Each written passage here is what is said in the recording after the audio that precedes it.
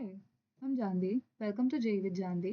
तो आज हम सॉल्व करने वाले हैं जीओसी के वो सारे क्वेश्चंस जो कि पूछे गए हैं जेई मेंस 2024 में। टोटल 60 क्वेश्चंस होने वाले हैं इस वीडियो में। इससे पहले भी जीओसी के हम 60 क्वेश्चन सॉल्व कर चुके हैं जो कि पूछे गए थे 2025-26 में। उस वीडियो का लिंक भी मैं डिस्क्रिप्शन में दे दूंगी। तो चलिए स्टार्ट करते हैं। आज हम 61st क्वेश्चन से सॉल्व करेंगे। Okay, question number 61st। Okay, the correct stability order of following resonating resonance structures of this compound। Okay, तो यहाँ पर हमें 3 कंपाउंड्स गिवन है जिनका हमें स्टेबिलिटी ऑर्डर बताना है। तो there are some factors affecting stability of resonating structures. Neutral is more stable than ionic. दूसरा होता है मैक्सिमम पाई बॉन्ड्स, जिसे आप ऑक्टेट कंप्लीशन भी कह सकते हैं। तीसरा होता है चार्ज लोकेशन। चौथा होता है चार्ज सेपरेशन। एंड ये सब भी काम ना करे तो आप इंडक्टिव इफेक्ट भी कंसिडर कर सकते हैं। यहाँ पर मैं देखूँ तो जो कंपाउंड नंबर 3 है, यहाँ पर ये कंपाउंड न्यूट्रल है और ये दोनों चार्ज हैं, तो ये सबसे ज़्यादा स्टेबल हो जाएगा। तो 3 सबसे आगे। इन दोनों में हम देखेंगे चार्ज लोकेशन। ओके, क्योंकि चार्ज का मैग्नीट्यूड तो दोनों ही कंपाउंड्स में सेम है, तो हम देखेंगे charge location. Oxygen being more electronegative, इसके ऊपर नेगेटिव चार्ज फेवरेबल है रादर देन कार्बन, तो second compound is more stable then first one. ठीक है, तो ये आ जाएगा स्टेबिलिटी का ऑर्डर, जो कि मुझे दिख रहा है ऑप्शन नंबर सी में। Okay, this was the correct answer. अब हम देखेंगे question number 62।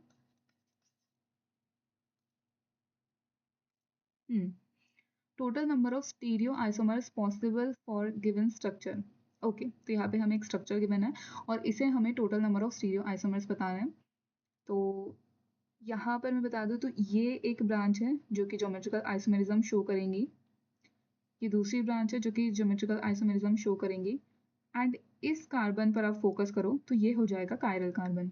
Okay, so the answer will be total number of total number of stereoisomers is equals to 2 raised to the power 3, that is equals to 8, which is your option number C. Perfect. अब हम देखेंगे question number 63।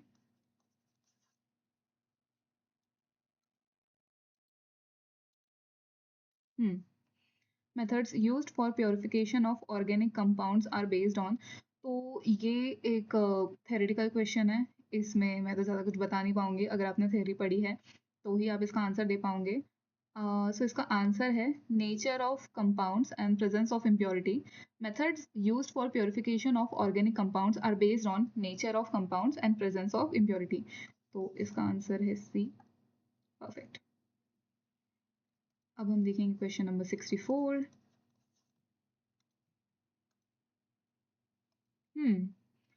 Correct order of basic strength of pyrrole, pyridine and piperidine. ठीक है, तो मैं पहले ये तीनों स्ट्रक्चर्स बना लेती हूँ यहाँ पे।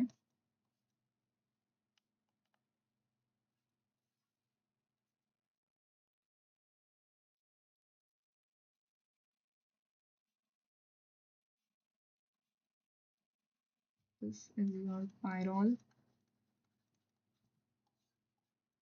फिर गिवन है पिरिडीन,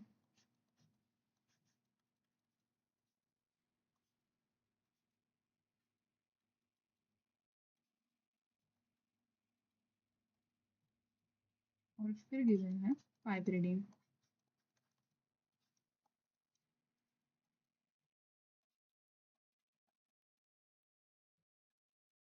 ओके, तो इनमें इन तीनों कंपाउंड्स के हमें बेसिक स्ट्रेंथ का ऑर्डर बताना है। तो बेसिक स्ट्रेंथ क्या होती है?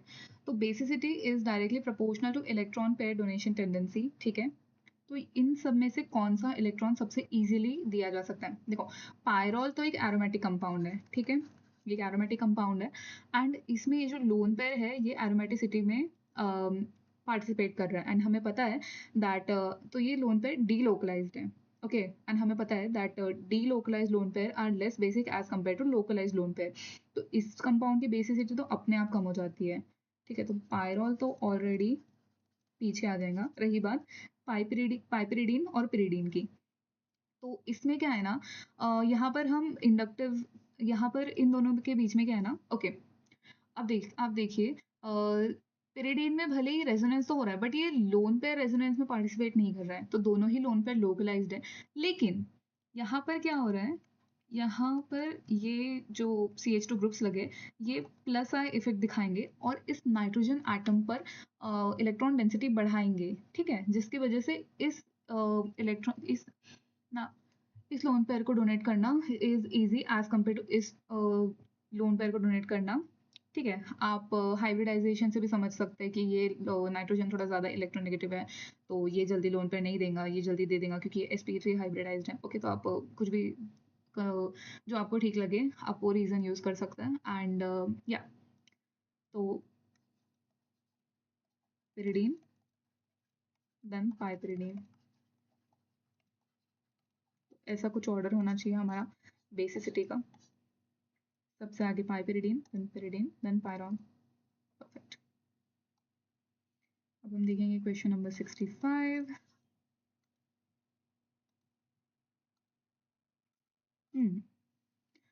For the given compounds, the correct order of increasing pKa value is, okay, तो मैं आपको बता दूं that acidic strength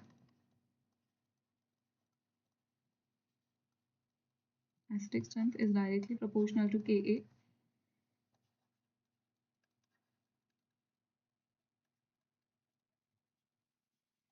and acidic strength is inversely proportional to pKa। मतलब acidic strength जितनी ज़्यादा होंगी pKa वैल्यू उतनी कम होंगी। तो हम एक काम करते हैं, पहले acidic strength का ऑर्डर निकाल लेते हैं एंड उसका उल्टा कर देंगे।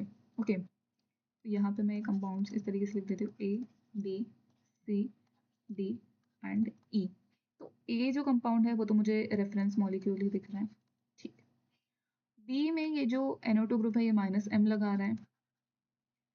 यहाँ पर आप देखेंगे OCH3, बट ये OCH3 प्लस M इफेक्ट नहीं लगा रहा है, ये मेटा पोजीशन पे है। एंड जब भी OCH3 मेटा पोजीशन पर चले जाता है तो वो -I इफेक्ट लगाने लगता है। यहाँ पर भी ये NO2 ग्रुप -M नहीं लगा रहा है क्योंकि ये मेटा पोजीशन पर है विद रिस्पेक्ट टू OH, तो ये -I इफेक्ट लगाएगा। बट NO2 का -I ज़्यादा डोमिनेटिंग होता है एज कम्पेयर टू OCH3, ठीक है। ओके, एंड लास्टली है OCH3, ये पैरा पोजीशन पर है तो ये प्लस M लगाएगा।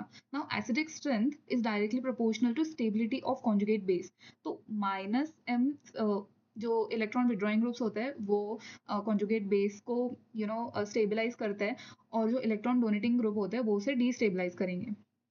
तो हम देख सकते हैं, तो ऑर्डर आ जाएगा यहाँ पे, एसिडिक स्ट्रेंथ का ऑर्डर आएगा B, then D, then C, then A and last में E, ठीक है। तो pKa का जो ऑर्डर आ जाएगा वो बिल्कुल ऑपोजिट हो जाएगा। सॉरी, देखते हैं ये ऑप्शन में कहाँ पर है।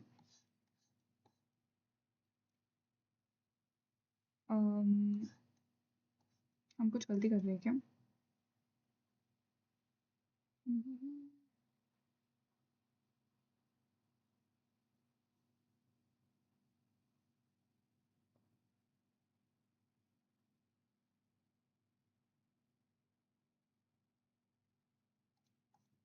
ओके, सो यहाँ पर ऑप्शंस गिवन नहीं है, तो इसलिए मैं भी ये वाला ऑप्शन क्लिक कर रही हूँ, बट आंसर यही सही है, ठीक है। ए पहले आएगा, उसके बाद सी आएगा, ना कि सी पहले। तो यहाँ पर मैंने नोट में लिखा भी है। तो ये आपका आगे से डिफ़ॉल्ट गलती है, सॉरी, इसमें मैं कुछ नहीं कर सकती, बट हाँ आप याद रखना। ओके, अब हम सॉल्व करेंगे question number 66। Okay, relative stability of the contributing structures is, फिर से हमें कुछ रेजोनेटिंग स्ट्रक्चर्स गिवन है एंड हमें उनकी स्टेबिलिटी बताना है। तो सबसे पहले तो जो कि मैंने आपको बताया that neutral structures over charge, तो ये कंपाउंड कम्प्लीटली न्यूट्रल है एंड ये दोनों चार्ज है। तो स्टेबिलिटी का ऑर्डर लिखे तो 1, उसके बाद ये दोनों।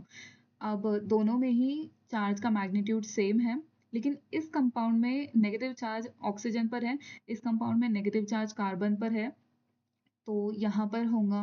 तो इसीलिए सेकेंड कंपाउंड जो है that is more stable then third one. यहाँ पर तो ऑक्सीजन पर पॉजिटिव चार्ज है विच इज एक्सट्रीमली अनस्टेबल।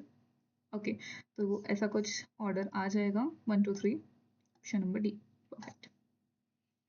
अब हम सॉल्व करेंगे क्वेश्चन नंबर 67।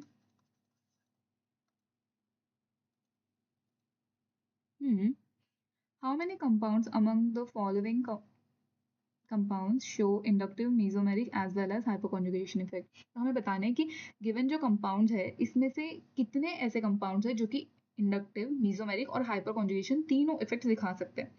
देखो, पहला जो कंपाउंड है ये मेसोमेरिक तो दिखा देगा, इंडक्टिव भी, बट हाइपर कॉन्जुगेशन नहीं दिखा सकता।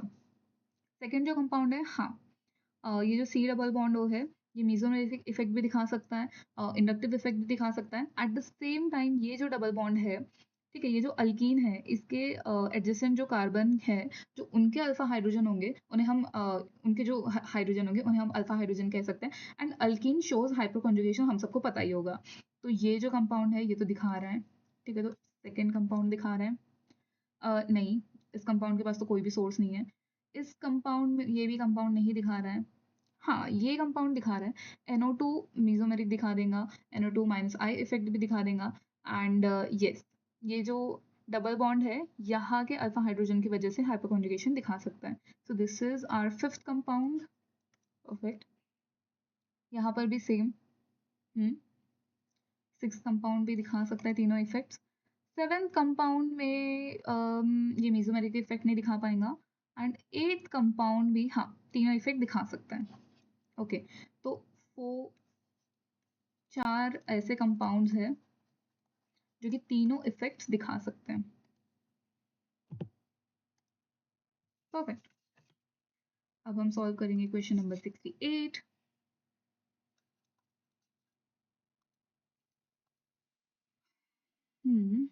The correct sequence of acidic strength of following aliphatic acids in their decreasing order is okay।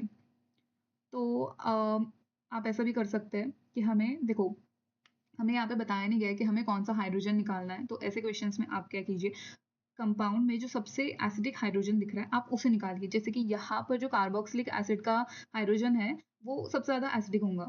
Okay, HC double bond O H, तो ये जो हाइड्रोजन है ये सबसे ज़्यादा एसिडिक है, तो ये इसका कॉन्जुगेट बेस बन जाएगा HC double bond O negative. Okay, तो एसिडिक स्ट्रेंथ क्या है? Acidic strength is stability of conjugate base. तो वो सबसे ज़्यादा हो जाएगी इस कंपाउंड में, देन ये, देन ये, देन ये। ओके, क्योंकि यहाँ पर क्या हो रहा है ना, जितने ज़्यादा अल्काइल ग्रुप होंगे वो इस ऑक्सीजन को इलेक्ट्रॉन डोनेट करके डिस्टेबलाइज करेंगे। तो वो देखो, हाइड्रोजन हाइड्रोजन का तो उतना कुछ खास इंडक्टिव इफेक्ट होता नहीं है, बट जितने ज़्यादा अल्काइल ग्रुप्स होंगे उतना ज़्यादा कंपाउंड अनस्टेबलाइज होते जाएगा। इसलिए आंसर कुछ ऐसा आ जाएगा, ऑप्शन नंबर बी। अब हम सॉल्व करेंगे क्वेश्चन नंबर 69।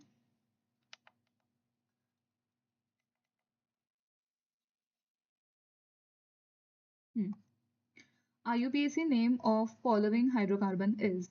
ओके, तो सबसे पहले तो हमें लॉन्गेस्ट पॉसिबल कार्बन चेन देखनी पड़ेगी, जो कि मुझे लगता है 1 2 3 4 5 6 7 8, या कैसे भी गिन लो यही सबसे बड़ी कार्बन चेन होंगी। 2 3 4 5 6, so this is going to be 2 5 6 trimethyl heptane, which is your option number, no, कितने कार्बन है? 1 2 3 4 5 6 7 8, ओ सॉरी, 8 कार्बन थे, my bad. I hope you guys will forgive me. Perfect. अब हम देखेंगे क्वेश्चन नंबर 70।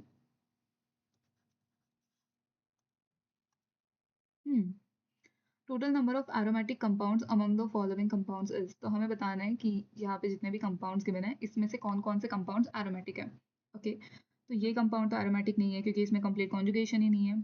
ये compound भी completely aromatic नहीं है। अगर हमने इस कंपाउंड को कॉसी एरोमेटिक समझकर इस डबल बॉन्ड को बीच से तोड़ भी दिया तो ये कंपाउंड एरोमेटिक नहीं बनेगा। ठीक है, तो हम इसे नहीं तोड़ सकते बीच से। ये कंपाउंड तो एंटी एरोमेटिक है। अब ये कंपाउंड के बारे में आपको लग रहा होगा देख के कि ये एंटी एरोमेटिक है, बट ये नॉन एरोमेटिक है। क्योंकि ये कंपाउंड अपना प्लेन चेंज कर लेता है। हाँ, पिरिडीन एक एरोमेटिक है, बाकी ये भी नॉन एरोमेटिक है। तो मुझे तो सिर्फ एक ही कंपाउंड दिख रहा है जो कि एरोमेटिक है, दैट इज पिरिडीन। इस कंपाउंड के बारे में मैं आपको बता दूं,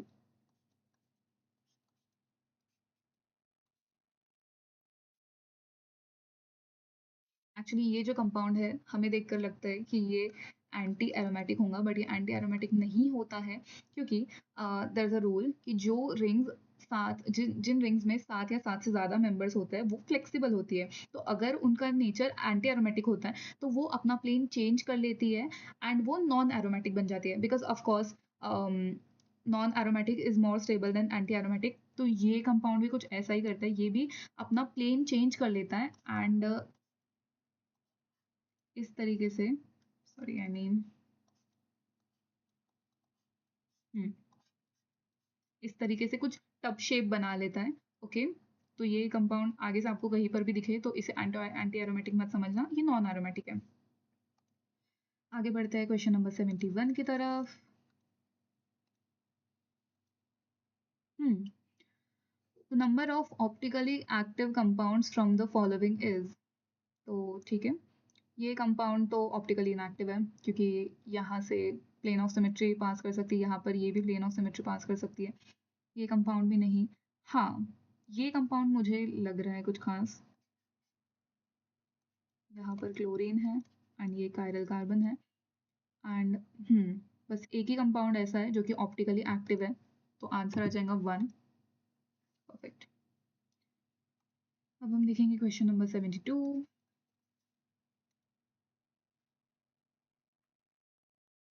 विच of the following are aromatic. तो ये कंपाउंड तो एरोमेटिक नहीं है, क्योंकि इसमें भी कंप्लीट कॉन्जुगेशन नहीं है। ये कंपाउंड एरोमेटिक है क्योंकि ये रिंग एरोमेटिक है, मतलब कि पूरा कंपाउंड ही एरोमेटिक है। तो बी एरोमेटिक है। सी को आपको देखकर लग रहा होगा ये एरोमेटिक है, बट ये एरोमेटिक नहीं है, ये नॉन एरोमेटिक है। एंड हाँ, डी एरोमेटिक है। 1 2 3 4 5 6 7, तो टोटल 14 इलेक्ट्रॉन है, तो ये 2n+2 इलेक्ट्रॉन रूल फॉलो करता है। ठीक है, तो बी एंड डी। अब आप में से कुछ लोगों को लग रहा होगा कि ये कंपाउंड में तो भी तो 10 इलेक्ट्रॉन्स है, ये भी तो 2n+2 इलेक्ट्रॉन, सॉरी 2n+1 होता है, 2n+1 रूल फॉलो कर रहा है, हकल्स रूल फॉलो कर रहा है बेसिकली। बट नहीं होता क्या इस कंपाउंड में, मैं आपको बताती हूँ।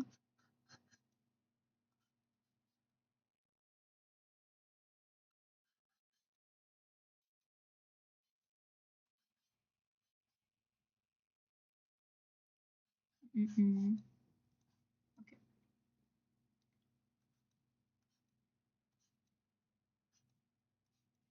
इस कंपाउंड का नाम है 10 एन्युलीन। 10 क्या दर्शाता है? 10 दर्शाता है number of electrons participating, number of electrons participating in resonance, या फिर आप हाँ ये समझ लो।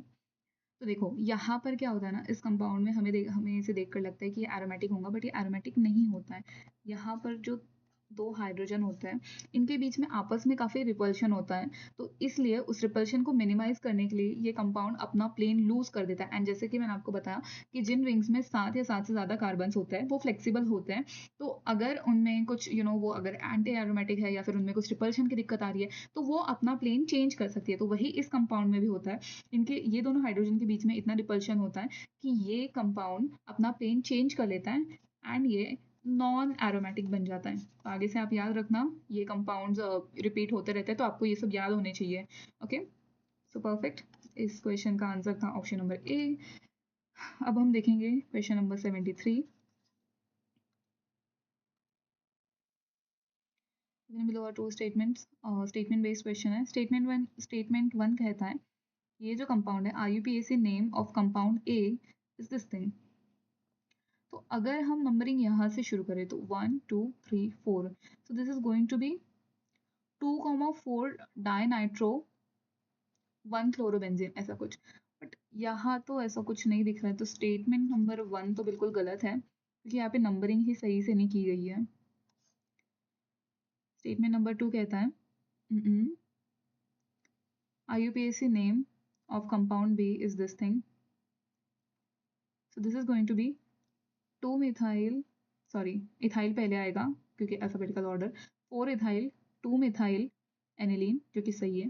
तो statement number 2 तो बिल्कुल सही है. Statement 1 is incorrect, statement 2 is correct. Option number D is your correct answer. अब हम देखेंगे question number 74.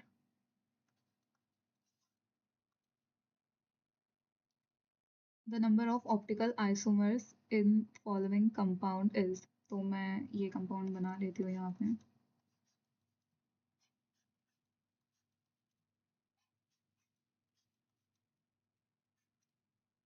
यहाँ पर आ जाएगा ब्रोमीन, यहाँ पर आ जाएगा CH3. ठीक है. तो ये जो एक कार्बन है, ये कायरल कार्बन है. ये कार्बन भी कायरल कार्बन है. ये कार्बन भी कायरल कार्बन है. एंड ये कार्बन भी कायरल कार्बन है. ये कायरल भी कायरल कार्बन है. तो टोटल यहाँ पर 5 कायरल कार्बन है. तो N is equals to 5 and total number of optical isomers is equals to 2 raise to the power n. हम ये वाला फॉर्मूला लगाएंगे क्योंकि यहाँ पर हमें सिमेट्री नहीं दिख रही है. That is going to be 2 raise to the power 5 that is equals to 32. Perfect. अब हम देखेंगे क्वेश्चन नंबर 75.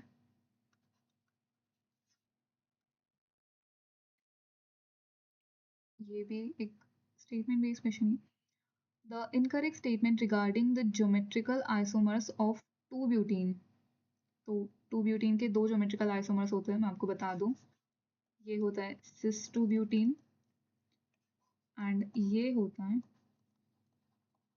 trans-2-butene. ओके. तो स्टेटमेंट 1 कहता है cis-2-butene and trans-2-butene are not interconvertible at room temperature.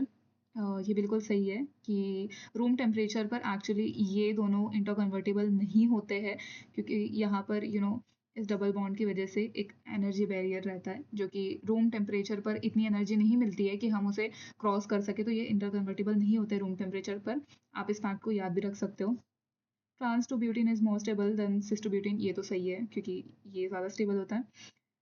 Sis two butene has less dipole moment than trans two butene. ये गलत बात कर दी इसने. ऐसा नहीं होता है क्योंकि ट्रांस टू ब्यूटीन में क्या होता है ना, इस तरफ का डाइपोल मोमेंट इधर होता है, यहाँ पर इधर होता है. तो ऑलमोस्ट इसका डाइपोल मोमेंट कैंसल आउट हो जाता है. तो इसका डाइपोल मोमेंट हम कई बार अप्रॉक्सीमेटली 0 समझ लेते हैं. बट सिस टू ब्यूटीन में ऐसा नहीं होता है. इसका डाइपोल मोमेंट कलेक्टिवली ऊपर की तरफ होता है. तो इसका डाइपोल मोमेंट नॉन जीरो होता है. बट यहाँ पर कह रहे हैं कि सिस टू ब्यूटीन का डाइपोल मोमेंट कम होता है. तो ये गलत स्टेटमेंट है एंड हमें गलत स्टेटमेंट ही बतानी थी. ऑप्शन नंबर सी हमारा आंसर हो जाएगा. फोर्थ ऑप्शन कह रहा है cis to butene and trans to butene are stereoisomers. Of course they are geometrical isomers. तो ये तो सही है. क्या तो अब हम बढ़ते हैं क्वेश्चन नंबर 76 की तरफ.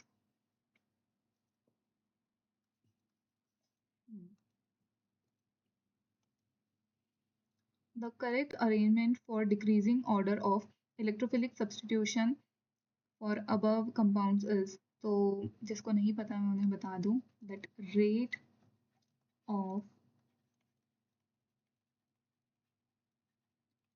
electrophilic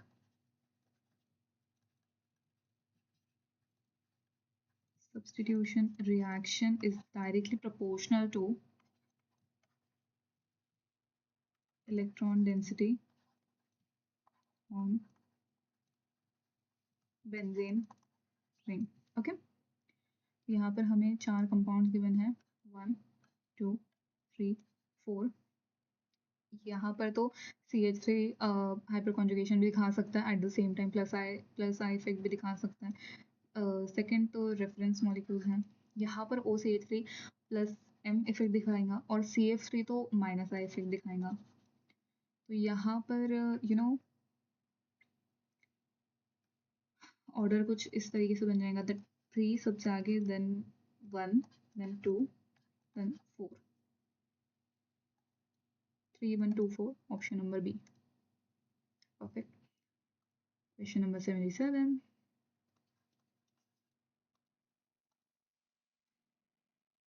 Number of carbocations from the following that are not stabilized by hyperconjugation is. तो हमें यहाँ पर बताने हमें यहाँ पर कुछ कंपाउंड्स गिवन है एंड उन्हें एंड हमें ये बताना है कि यहाँ पर कौन कौन से ऐसे कार्बोकेटायंस है जो कि हाइपर कॉन्जुगेशन की वजह से स्टेबलाइज नहीं हो रहे। तो पहला जो कंपाउंड है यहाँ पर तो ऑफ कोर्स हाइपर कॉन्जुगेशन हो ही रहा है, काफ़ी सारे अल्फा हाइड्रोजन दिख रहे हैं, 8 अल्फा हाइड्रोजन है, तो यहाँ पर तो हाइपर कॉन्जुगेशन हो रहा है। इस कंपाउंड में नहीं हो रहा है क्योंकि यहाँ पर लगे हैं टर्शरी ब्यूटाइल ग्रुप। जिनको नहीं पता है मैं उनको बता दूँ, ये होता है टर्शरी ब्यूटाइल ग्रुप। ये जो कंपाउंड है ये एक्चुअल में कुछ इस तरीके से दिख रहा है। तो यहाँ पर कोई भी अल्फा हाइड्रोजन नहीं है, ठीक है, तो यहाँ पर हाइपर कॉन्जुगेशन नहीं हो पाएगा, तो ये एक ऐसा कंपाउंड है। यहाँ पर भी नहीं हो पाएगा CH3, यहाँ पर भी कोई भी अल्फा हाइड्रोजन नहीं है, या ये तो कंपाउंड एंटी एरोमेटिक है, यहाँ पर भी कोई अल्फा हाइड्रोजन नहीं है, यहाँ पर भी नहीं हो पाएगा एंड यहाँ पर भी नहीं हो पाएगा। तो 1 2 3 4 5 5 ऐसे कंपाउंड्स हैं जहाँ पर जो कार्बोकेटाइन है वो हाइपर कॉन्जुगेशन की वजह से स्टेबलाइज नहीं है। ओके, अब हम देखेंगे question number 78।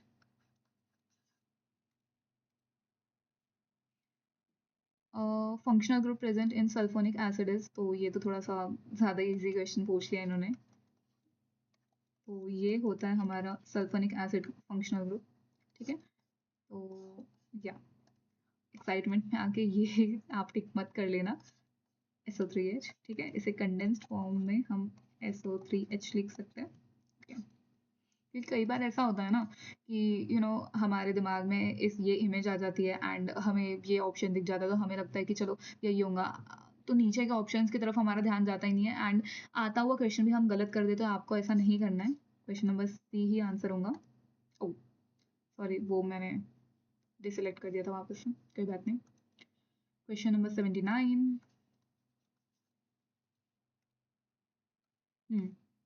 Which of the following is metamer of the given compound? पहली चीज मेटामर होते क्या है? Metamer are the pair of structural isomers which have same molecular formula but differ in arrangement of alkyl group around bridging functional group। ठीक है, तो यहाँ पर ये C डबल बॉन्ड O जो है ये ब्रिजिंग फंक्शनल ग्रुप है, तो इसके अराउंड ग्रुप्स एक्सचेंज होने चाहिए, ठीक है, जो कि मुझे दिख रहा है ऑप्शन नंबर C में, ठीक है। बाकी सब तो जितने भी ऑप्शंस है उनका तो मॉलिक्यूलर फॉर्मूला ही मैच नहीं करेंगे, तो वो मेटामर कैसे ही होंगे, आप ऐसा भी समझ सकते हो। क्योंकि यहाँ पे C डबल बॉन्ड O के साथ बेंजीन अटैच्ड है और यहाँ पर C डबल बॉन्ड O के साथ साइक्लोहेक्सेन अटैच्ड है, तो बस यही हुआ है, तो ये दोनों आपस में मेटामर हैं। परफेक्ट। अब हम देखेंगे question number 80।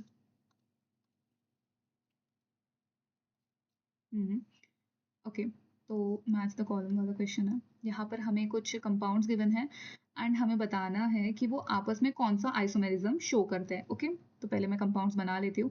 N propanol and isopropanol, this is your n propanol and this is your isopropanol. methoxypropane,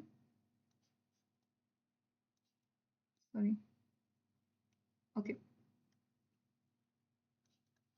this is your methoxypropane and ethoxyethane, this is ethoxyethane, propanone and propanol। Last में है neopentane, तो ये हो गया neopentane and isopentane, ये हो गया हमारा आइसोपेंटेन। अब हमें बताना है कि ये जो कंपाउंड्स के पेयर्स है कि आपस में कौन सा आइसोमेरिज्म शो करते हैं। पहला है मेटामेरिज्म, तो मेटामेरिज्म तो ये हाँ, ऑप्शन नंबर बी ये शो करते हैं, तो मैं यहाँ पे लिख लेती हूँ इस तरीके से,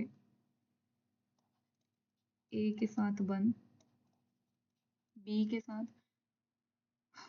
एंड सी के साथ एंड डी के साथ। रही बात चेन आइसोमेरिज्म की, चेन आइसोमेरिज्म शो करते हैं कौन सा कंपाउंड, आई गेस ये चेन आइसोमेरिज्म शो करते हैं नियोपेंटेन एंड आइसोपेंटेन, मतलब कि डी के साथ 2। ओके, फिर आता है पोजीशन आइसोमर, तो वो ये n propanol and isopropanol show करते हैं, मतलब कि ए के साथ 3 एंड लास्ट में क्या बचा है अभी, फंक्शनल आइसोमेरिज्म, यस।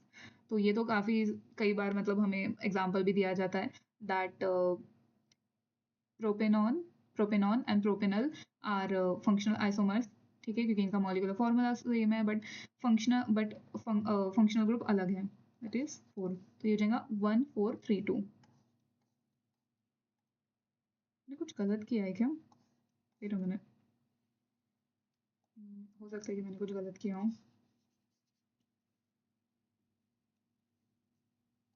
ए बी सी डी।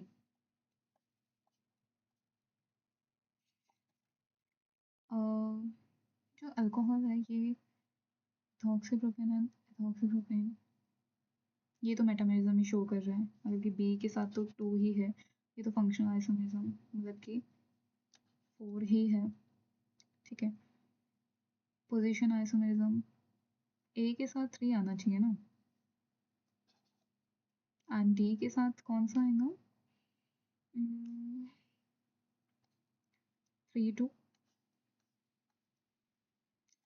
क्या दिक्कत है?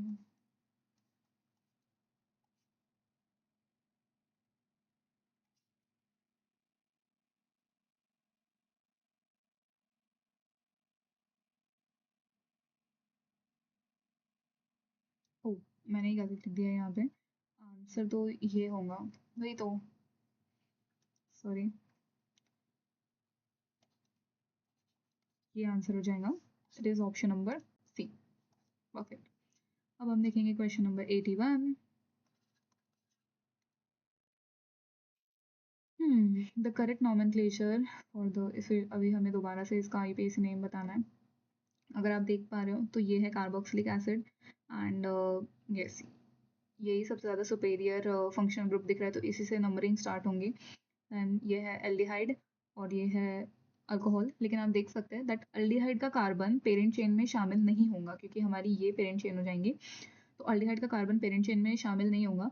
तो एल्डिहाइड के लिए हम फॉर्माइल यूज करेंगे, okay, it is going to be 1 2 3 4 5 6 7, okay, 1 2। दूसरे नंबर पर आ जाएगा फॉर्माइल, फोर्थ नंबर पर आ जाएगा हाइड्रोक्सी, एंड सिक्स नंबर पर आ जाएगा हीन।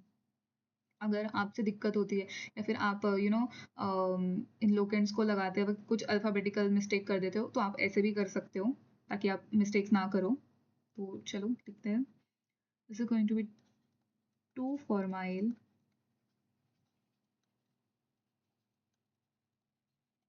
4 hydroxy,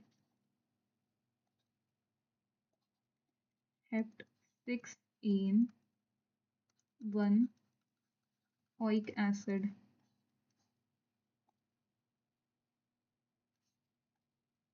option number D, perfect. अब हम देखेंगे question number 82।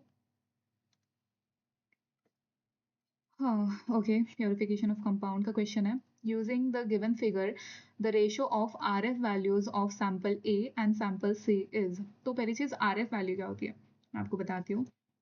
Are F value is equals to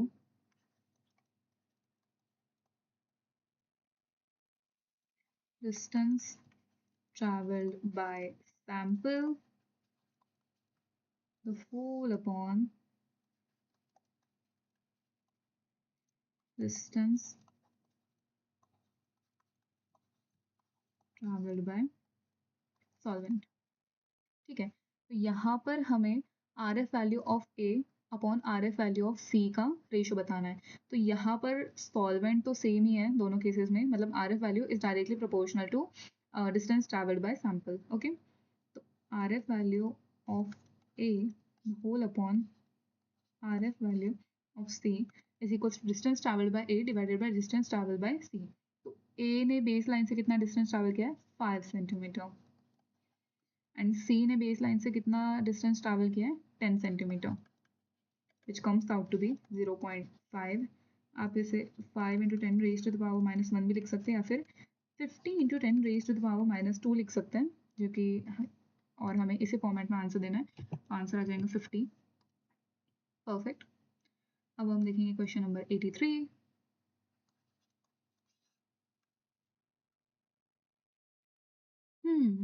फिर से असर्शन रीजनिंग का क्वेश्चन है। This form of alkane is found to be more polar than trans form. तो इसके लिए हम ब्यूटुइन का एग्जांपल ले सकते हैं।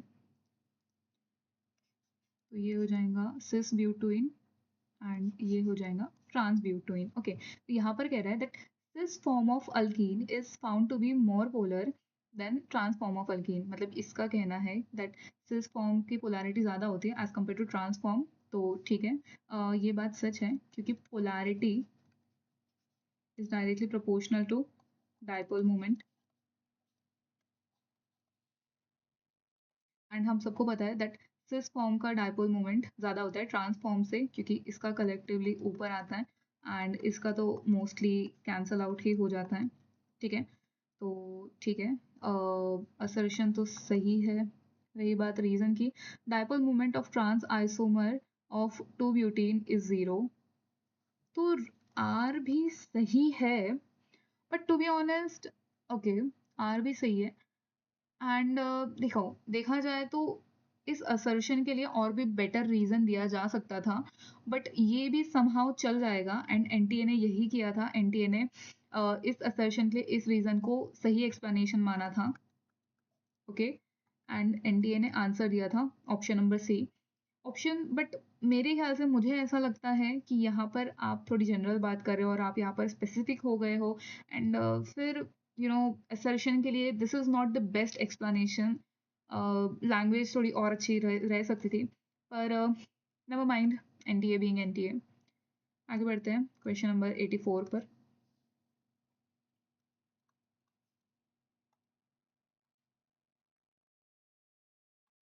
Okay, correct order of stability of carbon ion is. तो यहाँ पर हमें कुछ कंपाउंड गिवन है, यहाँ पर हमें कार्बन आयन की स्टेबिलिटी बतानी है। ओके, तो ये तो एंटी एरोमेटिक कंपाउंड हो जाएगा एंड ये एरोमेटिक कंपाउंड है। तो स्टेबिलिटी का ऑर्डर लिखे तो डी तो सबसे आगे आ जाएगा एंड ई तो ऑब्वियसली पीछे ही जाने वाला है। अब रही बात इन दोनों कंपाउंड्स की, तो यहाँ पर हम देख सकते हैं दैट सी एक 5 मेंबर्ड रिंग है। सी में एक 5 मेंबर्ड रिंग है and 5 membered rings are more stable than 4 membered rings. क्यों? क्यों? Because of angle strain. ठीक है, इसमें एंगल स्ट्रेन कम होता है, तो सी ज़्यादा स्टेबल है as compare to B. Perfect. अब हम देखेंगे क्वेश्चन नंबर 85।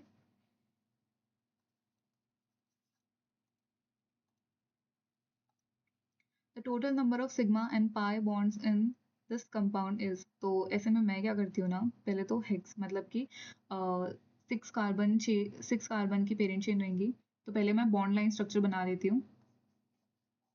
ठीक है, उसके बाद हम फंक्शनल ग्रुप्स लगाएंगे, लोकेंट्स लगाएंगे। अगर यहाँ पर C double bond O H, हम यहाँ से अगर नंबरिंग स्टार्ट करें तो 1 2 3 4, यहाँ पर ट्रिपल बॉन्ड आएगा एंड यहाँ पर आ जाएगा डबल बॉन्ड। Right, perfect. अब हम इसे इलेबरेट कर सकते हैं थोड़ा सा। CH3 CH2 CH3 CH2 C triple bond C single bond C double bond O। कुछ तो गड़बड़ नहीं, ठीक है।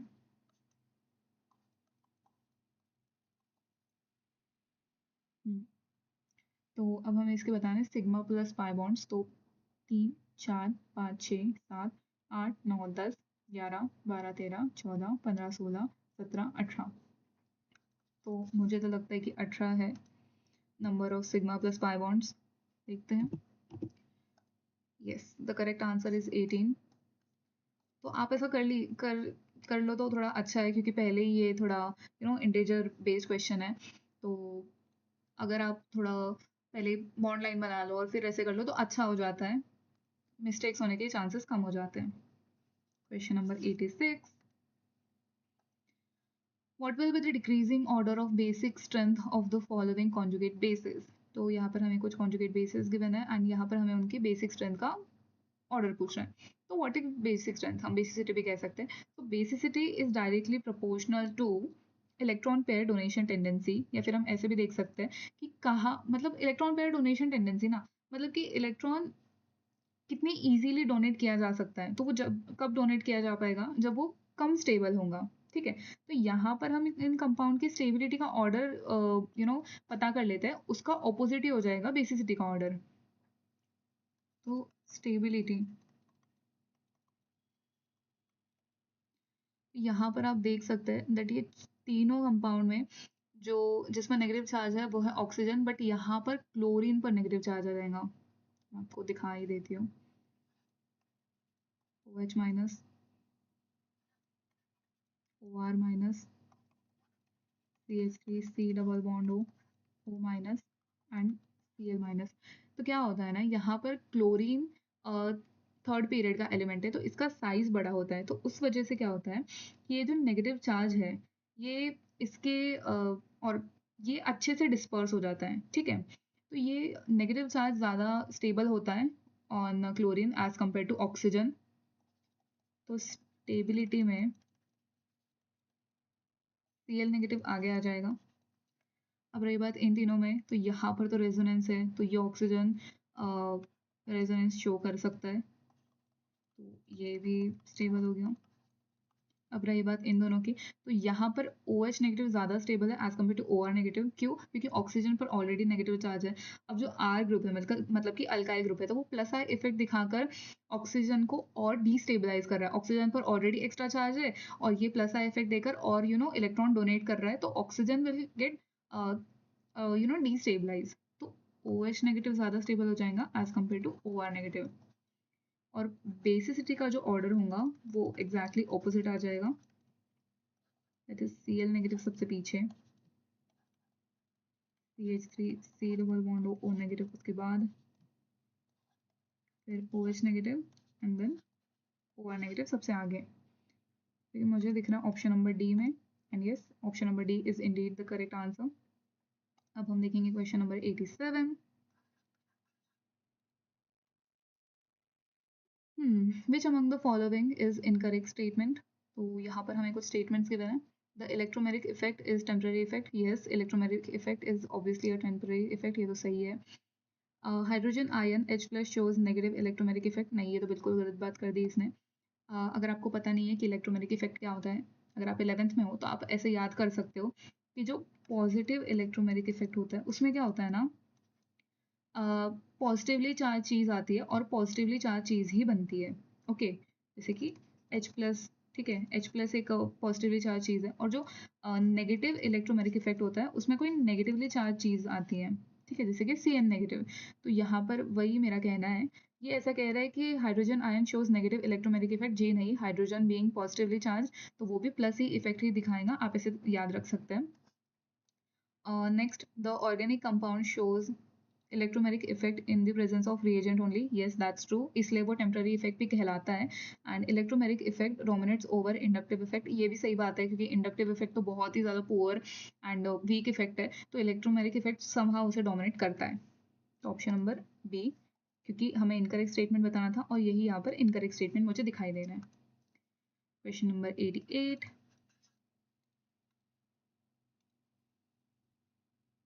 हम्म ओके, तो अब हमें बताना है कि ये जो ग्रुप्स यहाँ पर दिख रहे हैं या फिर रिएजेंट्स दिख रहे हैं, तो ये कौन सा इफेक्ट दिखाएंगे।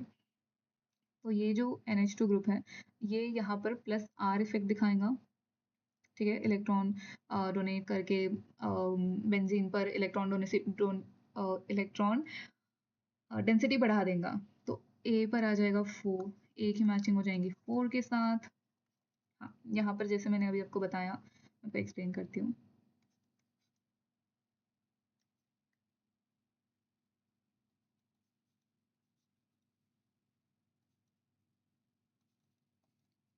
तो यहाँ पर आ जाएगा नेगेटिव चार्ज, यहाँ पर आ जाएगा पॉजिटिव चार्ज। तो ये जो H प्लस आयन है ये यहाँ पर जाकर जुड़ जाएगा और यहाँ पर आ जाएगा पॉजिटिव चार्ज। तो जैसे मैंने आपको बताया कि अगर कोई पॉजिटिवली चार्ज चीज़ आई तो ये हो जाएगा plus C effect. Okay, and यहाँ पर भी पॉजिटिवली चार्ज ही चीज़ बनी है, तो आप ऐसे याद रख लो कि अगर कोई पॉजिटिवली चार्ज चीज़ आई तो वो दिखाएगा प्लस सी इफेक्ट, और एट द सेम टाइम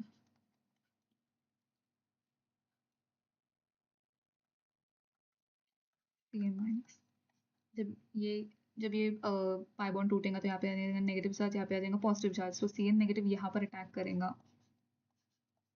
यहाँ पर हो जाएगा नेगेटिव चार्ज एंड यहाँ पर CN जुड़ जाएगा। तो CN being a negatively charge species, ये -E इफेक्ट दिखाएगा। ओके, तो B की मैचिंग हो जाएंगी +E, मतलब कि थर्ड से। C की मैचिंग हो जाएंगी 1 से, एंड D NO2 ग्रुप ये -R इफेक्ट दिखाता है, मतलब कि 2। 4 3 1 2, ऑप्शन नंबर डी परफेक्ट। अब हम देखेंगे question number 89। The number of different chain isomers for this compound, which is C7H16। तो इस कंपाउंड की DU 0 है, मतलब कि यहाँ पर कोई डबल बॉन्ड, ट्रिपल बॉन्ड या फिर रिंग नहीं बन सकती है। तो हमें क्या करना है, देखो जब भी ऐसे क्वेश्चंस आए, जब हमें चेन आइसोमर्स बनाने पड़े, तो सबसे पहले आप लॉन्गेस्ट पॉसिबल कार्बन चेन से शुरुआत करो, और यहाँ पर 7 कार्बन की चेन बना सकते हैं हम। ठीक है, अब हम एक एक कार्बन कम करते जाएंगे एंड हम पॉसिबल केसेस को भी कंसिडर करेंगे। जैसे कि अब यहाँ पर मैंने 6 कार्बन की चेन बना ली, तो अब मुझे एक एक मिथाइल लगाना है। यहाँ तो लगाएंगे तो 7 कार्बन की बन जाएंगी, तो मैं यहाँ लगा सकती हूँ। अब यहाँ लगाओ या यहाँ लगाओ, सेम बात हो जाएंगी। वैसे ही मैं यहाँ लगाऊँ या यहाँ लगाऊँ, सेम बात ही हो जाएंगी। ठीक है, अब हम 5 मेंबर्ड की चेन बनाते हैं। पहले मैं दो मिथाइल लगाने की कोशिश करूँगी, एक इथाइल लगा लेते हैं फॉर एग्जाम्पल। अब मैं यहाँ पर एक इथाइल लगाऊँ तो ये केस रिपीट हो जाएगा। ठीक है, तो ये तो नहीं बनाएंगे। एंड एक हम ये बना सकते हैं, सॉरी 1 2 3 4 5 6 7। ओके, और कोई कंपाउंड बन सकता है क्या?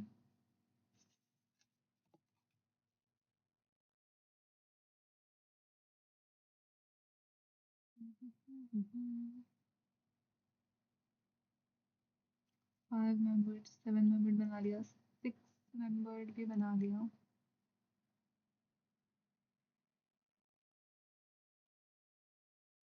हम्म 5 मेंबर्ड में ये रह गया है, हम ऐसे भी लगा सकते हैं। राइट, ऐसे लगा लिया 1 2 3 4 5 6 7 8 9, और हाँ टोटल ऐसे ही होंगे। Perfect.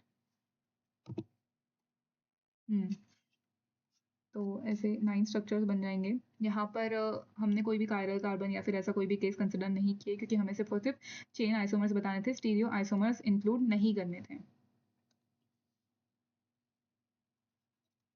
Question number 90। The set of meta-directing functional groups from the following sets is। Okay, तो यहाँ पर हमें कुछ meta-directing functional groups बताने हैं। यहाँ पर ये दोनों ऑर्थो पैरा डायरेक्टिंग हो गए तीनों। यहाँ पर ये ऑर्थो पैरा डायरेक्टिंग है, यहाँ पर ये ऑर्थो पैरा डायरेक्टिंग है। हाँ, यहाँ पर कोई भी ऑर्थो पैरा डायरेक्टिंग नहीं है, यहाँ पर सारे के सारे मेटा डायरेक्टिंग ग्रुप्स है, बेसिकली इलेक्ट्रॉन विड्रॉइंग ग्रुप्स हैं। ओके, अब हम देखेंगे क्वेश्चन नंबर 91।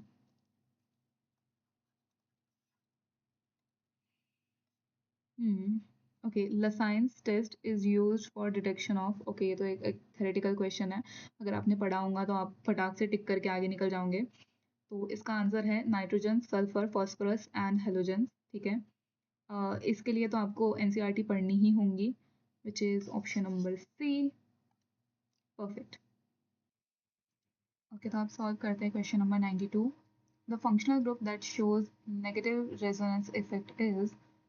ओके, तो हमें ऐसे बताना है कि कौन सा फंक्शनल ग्रुप है जो कि नेगेटिव रेजोनेंस इफेक्ट दिखाता है, मतलब कि -M इफेक्ट दिखाता है। देखो -M इफेक्ट दो ही तरीके के ग्रुप्स दिखाते हैं, एक जिनके पास वेकेंट p ऑर्बिटल हो एज पर आर सिलेबस, और दूसरे जिनके पास पोलर पाई बॉन्ड हो। पोलर पाई बॉन्ड मतलब कि फॉर एग्जांपल दिस थिंग, या फिर, ठीक है, या तो यहाँ पर गिवन ऑप्शंस में मुझे तो कार्बोक्सिलिक एसिड दिख रहा है, which is our option number C correct answer. अब हम देखेंगे क्वेश्चन नंबर 93।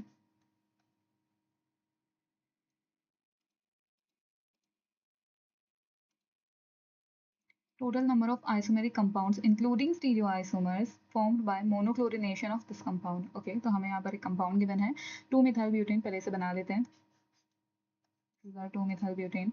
अब हमें कह रहा है कि इसका हमें मोनोक्लोरिनेशन करवाना है एंड फिर जो प्रोडक्ट्स बनेंगे उनके भी स्टीरियो आइसोमर्स इंक्लूड करके हमें आंसर देना है। तो देखो यहाँ पर हमें कुछ नहीं, बस देखना है कि कहाँ कहाँ हम क्लोरीन लगा सकते हैं। अब हम यहाँ क्लोरीन लगाएं या यहाँ क्लोरीन लगाएं, सेम बात है। ठीक है, इसे मैं आपको थोड़ा सा दिखा देती हूँ। इस तरीके से रिएक्शन होंगी। तो मैं यहाँ पर एक क्लोरीन लगा देती हूँ, सेकेंड क्लोरीन हम यहाँ पर लगाएंगे सेकेंड टाइम, फिर यहाँ फिर यहाँ। ओके, तो जितने भी पॉसिबल केसेस थे मैंने बना लिए। अब हम देखते हैं उनके स्टीरियो आइसोमर्स। फर्स्ट प्रोडक्ट में ये कार्बन कायरल है तो इसके 2 आइसोमर्स हो जाएंगे। सेकेंड स्ट्रक्चर में, सेकेंड प्रोडक्ट में कोई भी कायरल कार्बन नहीं नज़र आ रहा है तो इसका एक ही रहेगा।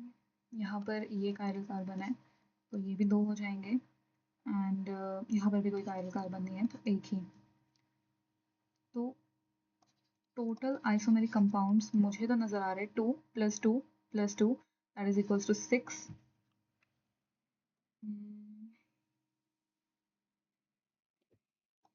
Yes, 6 is indeed our option. अब हम देखेंगे क्वेश्चन नंबर 94। ओके, मैंने पहले से कुछ लिख के रखना है ताकि आपको समझाने में आसानी हो।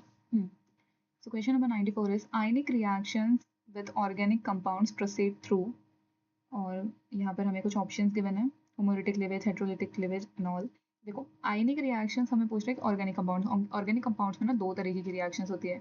तो एक उसमें क्या होता है ना, पहले एक या तो होता है होमोलिटिक क्लीवेज या तो फिर होता है हेट्रोलिटिक क्लीवेज। अगर दो एटम्स के बीच इलेक्ट्रोनेगेटिविटी डिफरेंस नहीं है तो उनके बीच का जब बॉन्ड टूटेगा तो दोनों को एक एक इलेक्ट्रॉन मिलेगा, जो कि मैंने यहाँ पे सिंगल एरो से दिखाया है। तो तब फ्री रेडिकल बनेंगे। बट अगर दो कंपाउंड के बीच इलेक्ट्रोनेगेटिविटी डिफरेंस है जैसे कि कार्बन और नाइट्रोजन, तो इनके बीच का जब बॉन्ड टूटेगा तो जो मोर इलेक्ट्रोनेगेटिव एटम होगा उसे दोनों इलेक्ट्रॉन मिल जाएंगे। ठीक है, इसलिए यहाँ पर क्या हो रहा है, कार्बन पॉजिटिव चार्ज आ जाएगा और नाइट्रोजन पर नेगेटिव चार्ज। तो यहाँ पर हमें क्वेश्चन में पूछा गया कि आयनिक रिएक्शंस विद ऑर्गेनिक कंपाउंड्स। ठीक है, आयनिक रिएक्शंस मतलब ऑफ कोर्स ऐसे रिएक्शंस जिसमें एटम्स के बीच में इलेक्ट्रोनेगेटिव डिफरेंस हो और आयंस बने। तो वहाँ पर तो हेट्रोलिटिक क्लीवेज होगा जो कि मैंने आपको बता दिया। तो देखते हैं यहाँ पर ऑप्शंस। होमोलिटिक क्लीवेज नहीं, वो नहीं होगा। Heterolytic cleavage yes, which is given in option number B. Free radical formation नहीं, फ्री रेडिकल फॉर्म नहीं होंगे। प्राइमरी फ्री रेडिकल, सेकेंडरी, भाई फ्री रेडिकल ही फॉर्म नहीं होंगे तो उसमें प्राइमरी सेकेंडरी क्या। तो मुझे तो यहाँ पर बी में जो स्टेटमेंट गिवन है हेट्रोलिटिक क्लीवेज वही सही लग रहा है, which is our option number B correct answer. अब हम देखेंगे क्वेश्चन नंबर 95।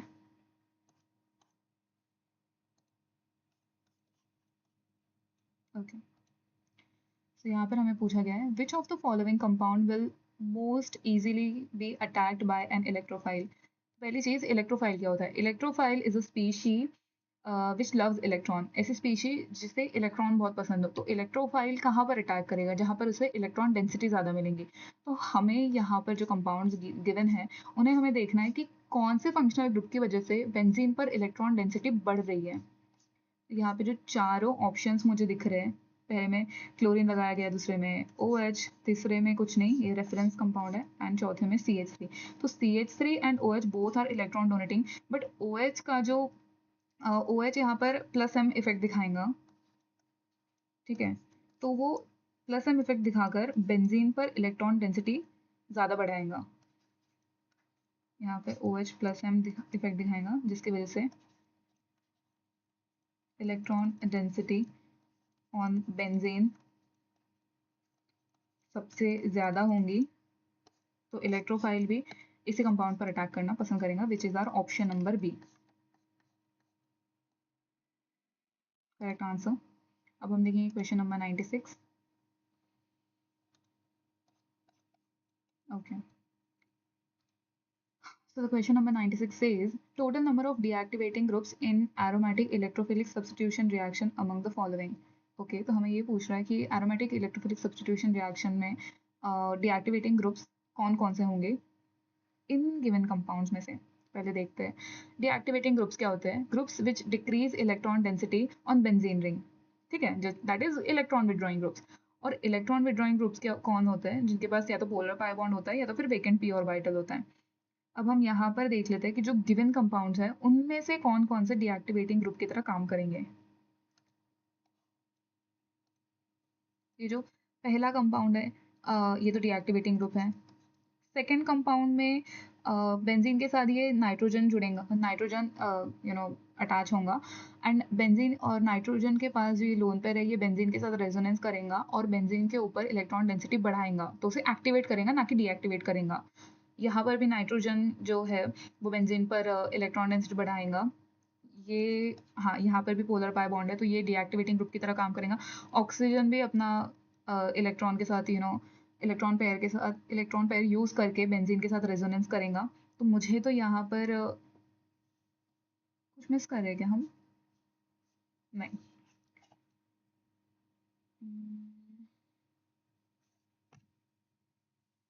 ओके, तो यहाँ पर मुझे दो कंपाउंड्स दिख रहे हैं जो कि डीएक्टिवेटिंग ग्रुप्स की तरह काम करेंगे, तो लिख देते हैं यहाँ पे correct answer.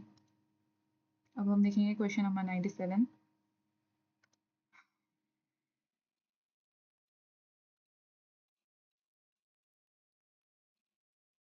Okay, number of optical isomers possible for 2-chlorobutane. अच्छा, तो हमें 2-chlorobutane बनाना है और बस उसके ऑप्टिकल आइसोमर्स बताने हैं. Not a difficult question. ये हमने बना दिया 2-chlorobutane. अब यहाँ पर मुझे एक ही कार्बन कायरल दिख रहा है which is this one and so total optical isomers is equals to 2 raised to the power n and here n is equals to 1 where n is number of chiral center, फिर chiral carbon भी कह सकते हैं, which is equals to 2 raised to the power 1 that is equals to 2.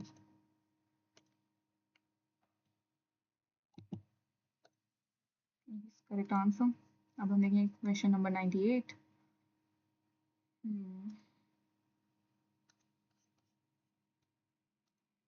Okay, identify structure of 2,3 dibromo 1 phenyl pentane. तो आप चाहो तो options देख के भी पता कर सकते हो बट मैं पर्सनली नाम देखकर एक बार ड्रॉ करना पसंद कर लेती हूँ क्योंकि क्या होता है ना, ऑप्शंस देखने पर जल्दी तो हो जाता है क्वेश्चन बट कई बार हम गलती कर बैठते हैं क्योंकि हम बहुत ज़्यादा एक्साइटेड हो जाते हैं. हम पहला दूसरा ऑप्शन देखते हैं एंड हमें लगता है कि ओके यही आंसर है एंड हम गलत आंसर टिक करके आगे चले जाते हैं एंड यही करता है एनटीए की यही स्ट्रैटेजी रहती है कि पहला दूसरा ऑप्शन ऐसा रखो कि बच्चा बिल्कुल एक्साइटेड होकर वो टिक कर दे एंड -1 ले आए. बट अगर आपके साथ भी ऐसा होता है एंड आप ये मिस्टेक अवॉइड करना चाहते हैं तो आप भी मेरी तरह नाम देखकर खुद से एक बार कंपाउंड बनाइए एंड फिर उसे ऑप्शन से मैच कीजिए because taking a little extra time is better than getting negative mark. Okay, तो देखो पेंटेन लिखा है मतलब कि 5 कार्बन की चेन होंगी एंड 1 पर फिनाइल अगर उसे मैं 1 कहूँ तो यहाँ पर आ जाएगा पीएच 2,3 डाइब्रोमो 1 2, यहाँ पर एक ब्रोमीन एंड यहाँ पर एक ब्रोमीन. तो देखते हैं, मुझे ये नज़र आ रहा है ऑप्शन नंबर सी में ठीक आंसर, करेक्ट आंसर. ओके, अब हम देखेंगे क्वेश्चन नंबर 99.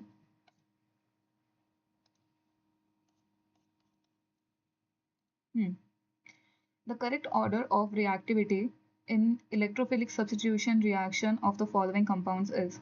तो मैं आपको बता दूं that rate of electrophilic aromatic substitution reaction is directly proportional to plus m plus i या फिर hyperconjugation and it is inversely proportional to minus m या फिर minus i. ओके, मतलब बेसिकली वही मैं कहना चाहती हूँ कि अगर कोई ग्रुप अगर बेंजीन से अटैच कोई ग्रुप बेंजीन पर इलेक्ट्रॉन डेंसिटी बढ़ा रहा है तो वो फेवर करेगा इलेक्ट्रोफिलिक सब्स्टिट्यूशन रिएक्शन को.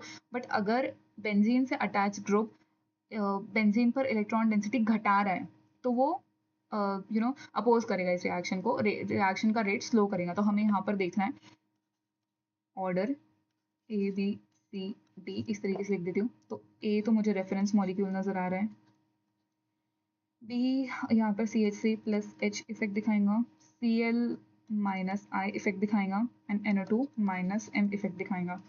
तो ऑर्डर कुछ इस तरीके का हो जाएगा, B then A then C then D। हम ज़्यादा कुछ नहीं कर रहे हैं, हम बस इस चीज़ का ऑर्डर निकाल रहे हैं कि बेंजीन पर इलेक्ट्रॉन डेंसिटी सबसे ज़्यादा किस कंपाउंड में है एंड वही हमारा आंसर हो जाएगा, which is our BACD, option number B. Perfect. Question number 100।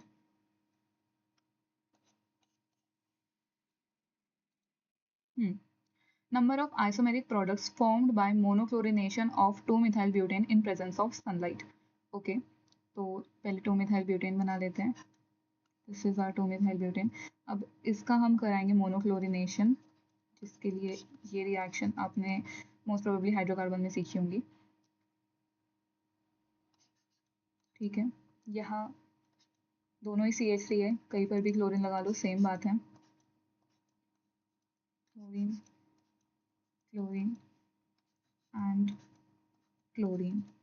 ठीक है, फर्स्ट जो प्रोडक्ट है इसमें ये कार्बन मुझे कायरल दिख रहा है, तो इसके 2 आइसोमर्स बन जाएंगे। सेकंड में कोई भी कायरल कार्बन नहीं है, तो इसका एक ही आइसोमर होगा, आइसोमर।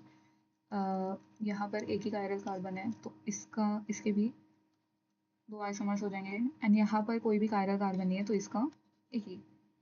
ठीक है, तो टोटल आइसोमेरिक प्रोडक्ट्स हमें बताने हैं विच आर 6। ठीक है, यहाँ पे हमें आइसोमेरिक वर्ड यूज कर दिया गया था, इसलिए हमने स्टीरियो आइसोमर्स भी इंक्लूड किए हैं।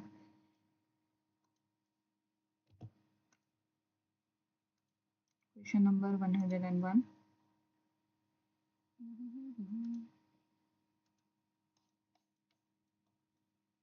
ठीक है, a species having carbon with sextet of electrons and can act as electrophile is called। तो हमें ऐसा पूछ रहा है कि कार्बन की ऐसी कौन सी स्पीशी है जिसके पास 6 इलेक्ट्रॉन होंगे एंड वो एक इलेक्ट्रोफाइल की तरह काम करेगा। That is carbocation. I guess ये तो हम सभी जानते ही होंगे कि कार्बोकेटायन के पास 6 इलेक्ट्रॉन होते हैं एंड क्योंकि उसके पास ऑब्वियसली एक वेकेंट पी ऑर्बिटल होता है, तो वो इलेक्ट्रोफाइल की तरह काम भी करता है। क्योंकि इसके पास इलेक्ट्रॉन की कमी है, तो ये चाहेगा कि कोई इसे इलेक्ट्रॉन डोनेट करे, मतलब कि इलेक्ट्रॉन लविंग है। ओके, तो आंसर इज कार्बोकेटायन। अब हम देखेंगे question number 102।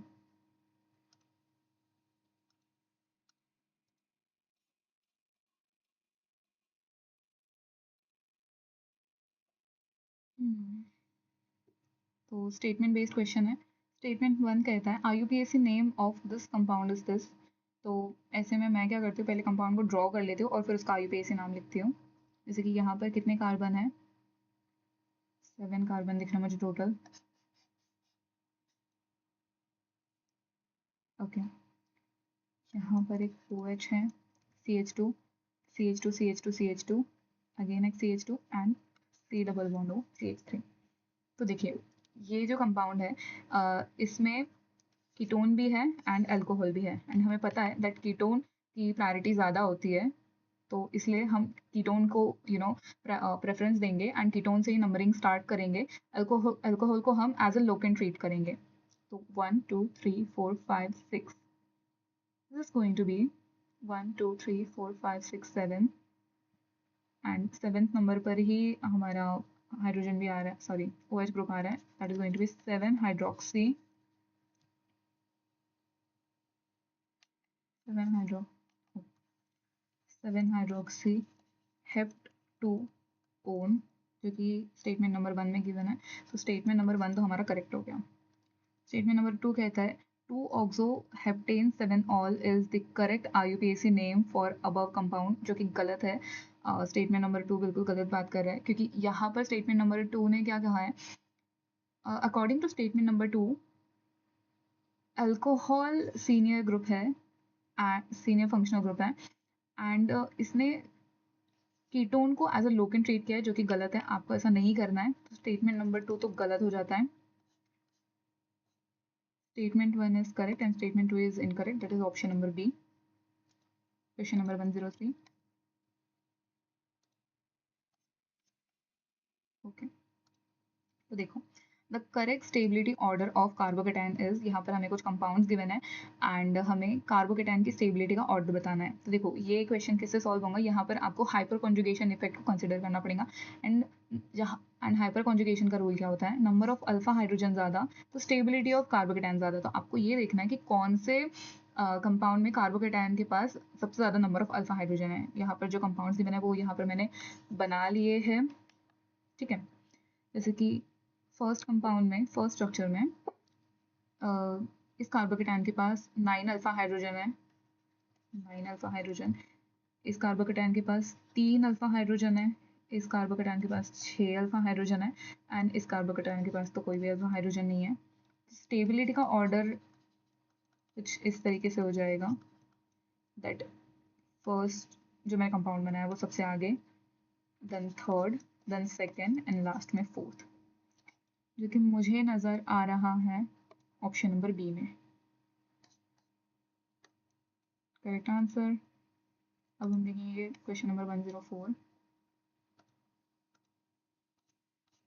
Okay, since question number 104 is a theoretical question, तो मैंने यहाँ पे थोड़ी सी थ्योरी भी लिख कर रखी है ताकि अगर आप चाहो तो इसे पढ़ सको। Which among the following purification methods is based on the principle of solubility in two different solvents? तो अगर आपने ये पढ़ कर रखा है, आपने एनसीईआरटी पढ़ी है, तो आप इस क्वेश्चन का आराम से जवाब दे पाओगे। यहाँ पर मैंने थ्योरी भी लिख दी है एंड इस क्वेश्चन का आंसर हो जाएगा option number D which is differential extraction. Correct answer. अब हम देखेंगे क्वेश्चन नंबर 105।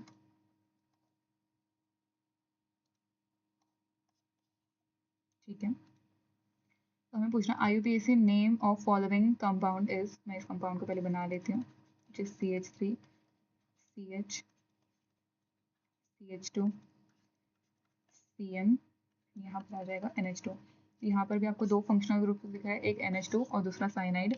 तो साइनाइड यहाँ पर एक सीनियर फंक्शनल ग्रुप की तरह काम करेगा, मतलब कि साइनाइड को हम as a functional group consider करेंगे एंड NH2 सिर्फ और सिर्फ एक लोकेंट की तरह काम करेगा। तो सॉरी, नंबरिंग भी हम साइनाइड से ही शुरू करेंगे, ना कि NH2 से। तो ठीक है, इस कंपाउंड का नाम हो जाएगा 3 अमीनो एंड टोटल 4 कार्बन है, इसलिए butane nitrile which is shown in option number D. Okay, अब हम देखेंगे question number 106।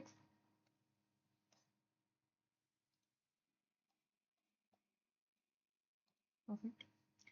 Number of geometrical isomers possible for the given structure is. तो यहाँ पर हमें एक स्ट्रक्चर गिवन है, इसमें हमें टोटल नंबर ऑफ ज्योमेट्रिक इसके हमें total number of geometrical isomers बताने हैं।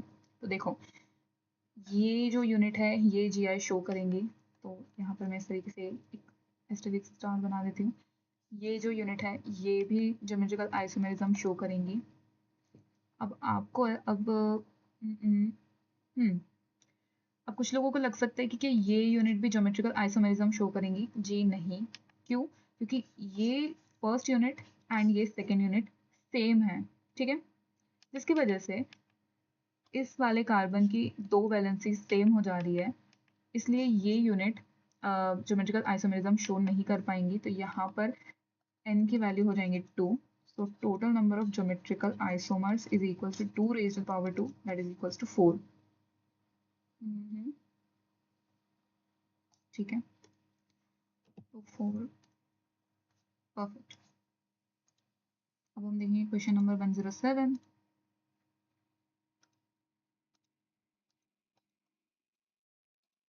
Okay, which of the following molecule species is more stable. तो यहाँ पर हमें 4 ऑप्शन में कुछ स्पीशीज गिवन है एंड हमें बताना है कि इनमें सबसे ज़्यादा स्टेबल कौन है। मैंने यहाँ पर ड्रॉ कर लिया है, तो आप यहाँ पर ध्यान दीजिए। ओके, तो ये जो फर्स्ट कंपाउंड है ये तो नॉन एरोमेटिक दिख रहा है, इसे बेंजीन मत समझ लेना, यहाँ पर कंप्लीट कॉन्जुगेशन नहीं है। सेकेंड कंपाउंड एरोमेटिक है, थर्ड कंपाउंड तो एंटी एरोमेटिक है एंड फोर्थ कंपाउंड भी एंटी एरोमेटिक है। तो जो एरोमेटिक है वही सबसे ज़्यादा स्टेबल होगा, which is our option number B. Correct answer. Question number 108, ठीक है। According to IUPAC the compound, ठीक है, तो यहाँ पे OH जो है इसे हम फंक्शन, ये हमारा फंक्शनल ग्रुप है, एंड OH के बाद हम प्रेफरेंस देंगे मल्टीपल बॉन्ड को, क्योंकि ऑर्डर क्या होता है ना, फंक्शनल ग्रुप को सबसे ज़्यादा प्रायोरिटी दो, फिर उसके बाद मल्टीपल बॉन्ड को, एंड उसके बाद लोकेंट। और क्या होता है ना, अगर किसी कंपाउंड में एक से ज़्यादा फंक्शनल ग्रुप्स आ रहे हैं तो आप प्रायोरिटी टेबल के अकॉर्डिंग जो सीनियर फंक्शनल ग्रुप है जिसकी प्रायोरिटी ज़्यादा है उसे as a functional group treat करो, और जो दूसरा फंक्शनल ग्रुप है जो जूनियर है जिसकी प्रायोरिटी कम है उसे आप सिर्फ और सिर्फ एक लोकेंट की तरह ट्रीट करो। एंड ये चीज़ याद रखना कि अगर दो फंक्शनल ग्रुप्स आ रहे हैं, एक सीनियर है दूसरा जूनियर है, तो जो जूनियर फंक्शनल ग्रुप है उसकी प्रायोरिटी लोकेंट्स, उसकी उसे हम सिर्फ और सिर्फ लोकेंट की तरह ट्रीट कर रहे हैं, तो उसकी प्रायोरिटी मल्टीपल बॉन्ड से भी कम होती है, ठीक है। आगे से आप ये चीज़ ध्यान रखना। बाकी इस कंपाउंड का नाम हो जाएगा साइक्लोहेक्स 2 इन 1 all, which is option number ए।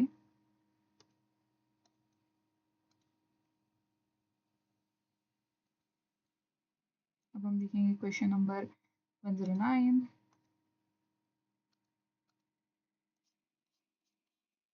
ठीक है। The ascending acidity order of following H atoms is. तो देखो एसिडिटी कुछ नहीं होती है, देखो जैसे कि यहाँ पे तो हमें हाइड्रोजन भी मार्क करके दे दिया गया है, तो आपको क्या करना है, आपको जो कंपाउंड्स गिवन है इसमें से पहले हाइड्रोजन निकालो, एंड फिर जो कॉन्जुगेट बेस बनेगा आप उनकी स्टेबिलिटी देखो, क्योंकि acidity is nothing, acidity is directly proportional to, sorry, stability of conjugate base, ठीक है। तो हमें बस जो ये कॉन्जुगेट बेसिस बन जाएंगे उनकी स्टेबिलिटी देखनी है, ठीक है। तो यहाँ पर ये ए है, ये बी है, ये सी है और ये डी है। तो इनका स्टेबिलिटी का ऑर्डर मैं लिखूँ तो सबसे ज़्यादा मुझे स्टेबल ए दिख रहा है, क्योंकि यहाँ पर sp हाइब्रिडाइज्ड कार्बन के ऊपर नेगेटिव चार्ज है, और sp हाइब्रिडाइज्ड कार्बन अपने आप में ही काफ़ी ज़्यादा इलेक्ट्रोनेगेटिव होता है, तो उसके ऊपर negative charge is quite favourable, तो ए सबसे आगे। फिर बी में sp2 हाइब्रिडाइज्ड कार्बन के ऊपर नेगेटिव चार्ज है, तो ए के बाद बी का नंबर आएगा। अब सी और डी दोनों ही जगह sp3 हाइब्रिडाइज्ड कार्बन के ऊपर नेगेटिव चार्ज है, बट अगर आप ध्यान से देखोगे तो सी में क्या हो रहा है ना, जो कार्बन आयन है उससे 3 CH3 ग्रुप अटैच्ड है जो कि प्लस आई इफेक्ट शो करेंगे, मतलब कि ये CH3 groups electron donating effect show करेंगे और कार्बन आयन के ऊपर इलेक्ट्रॉन डेंसिटी बढ़ाएंगे, जिससे कि ये जिससे कि कार्बन आयन और ज़्यादा डिस्टेबलाइज होगा। यहाँ पर सिर्फ और सिर्फ एक ही CH3 डोनेट कर रहा है, बट यहाँ पर तो 3 CH3 डोनेट कर रहे हैं, इसलिए सी, सॉरी, इसलिए डी स्टेबल हो जाएगा एज कम्पेयर टू सी, और यही हमारा एसिडिटी का भी ऑर्डर आएगा, which is ABC, ABDC, option number D. अब हम देखेंगे क्वेश्चन नंबर 110। हम्म,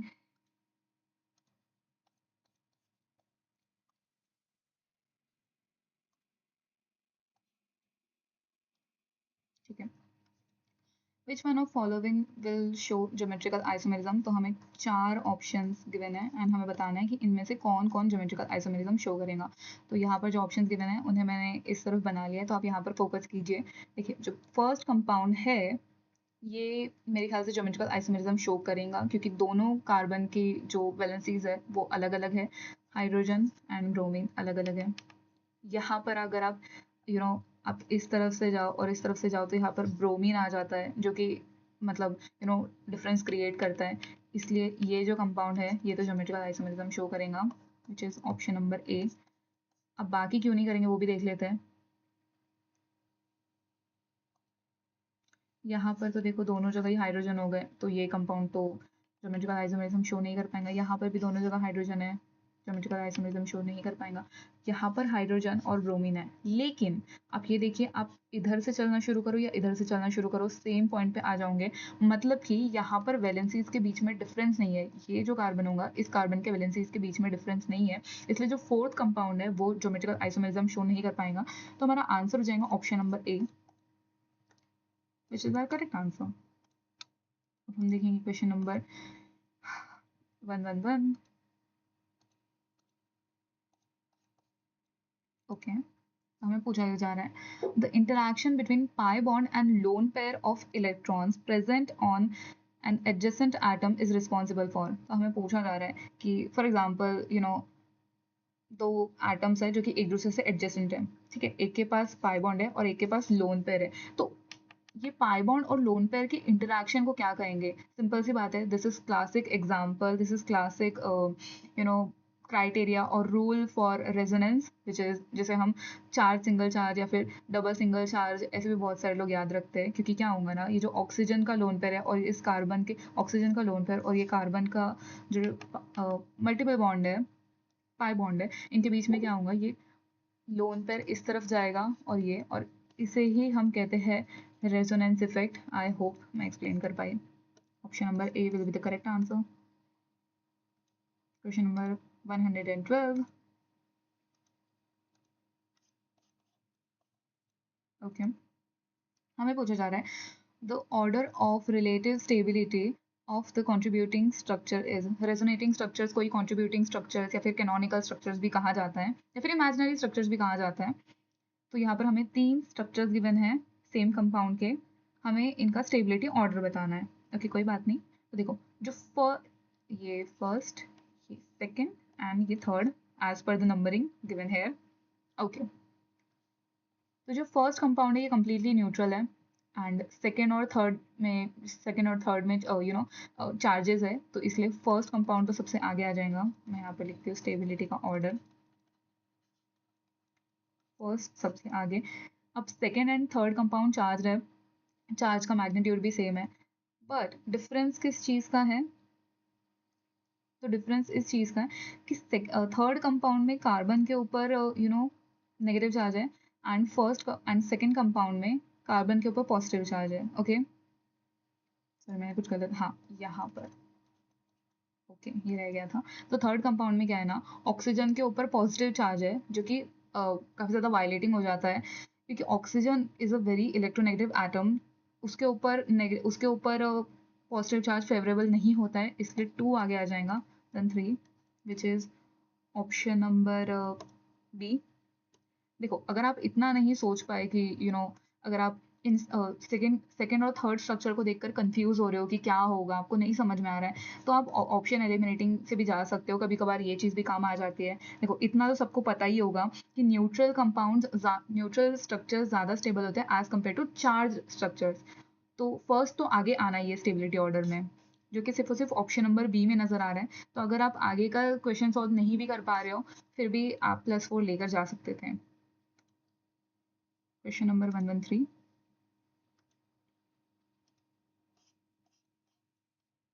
ओके, तो हमें पूछा जा रहा है the incorrect statement regarding conformations of ethane. तो ये बना लिए हमने इथेन, अब हमें बनाने इसके कन्फर्मेशंस। तो मैं आपको न्यूमैन प्रोजेक्शन में इसके कन्फर्मेशन बनाकर दिखाती हूँ।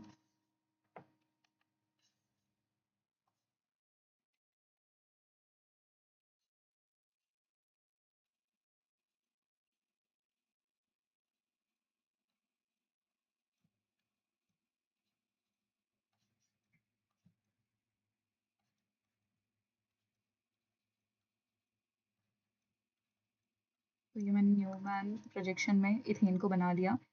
ये है फ्रंट कार्बन और इसके पीछे है बैक कार्बन। ये जो 3 आपको हाइड्रोजन दिख रहे हैं ये फ्रंट कार्बन से अटैच्ड है, और ये जो 3 आपको हाइड्रोजन दिख रहे हैं ये बैक कार्बन से अटैच्ड है, ठीक है। ये है स्टैगर्ड फॉर्म और ये है इक्लिप्स फॉर्म। स्टैगर्ड फॉर्म में क्या होता है ना, जो आगे वाला y है और पीछे वाला y है, इनका नेचर अलग होता है, बट इक्लिप्स फॉर्म में दोनों y का नेचर सेम होता है। तो अब देखते हैं स्टेटमेंट्स कि कौन सा इनकरेक्ट स्टेटमेंट है। The dihedral angle in staggered conformation is 60 degree, जो कि बिल्कुल सही है। डायहेड्रल एंगल क्या होता है ना, आपको दिखाती हूँ, एक सेकेंड।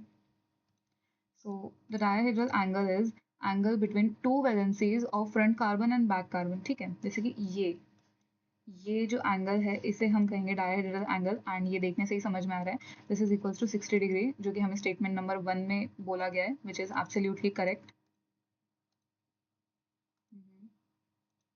ओके, दूसरा स्टेटमेंट कहता है ethane has infinite number of conformations, बिल्कुल सही है कि कन्फर्मेशंस तो ऑफकोर्स इन्फिनाइट नंबर ही होते हैं, मतलब बहुत सारे कन्फर्मेशंस होते हैं, बट हम कुछ मेन ही पढ़ते हैं। फिर स्टेटमेंट सी है, eclipse conformation is most stable conformation.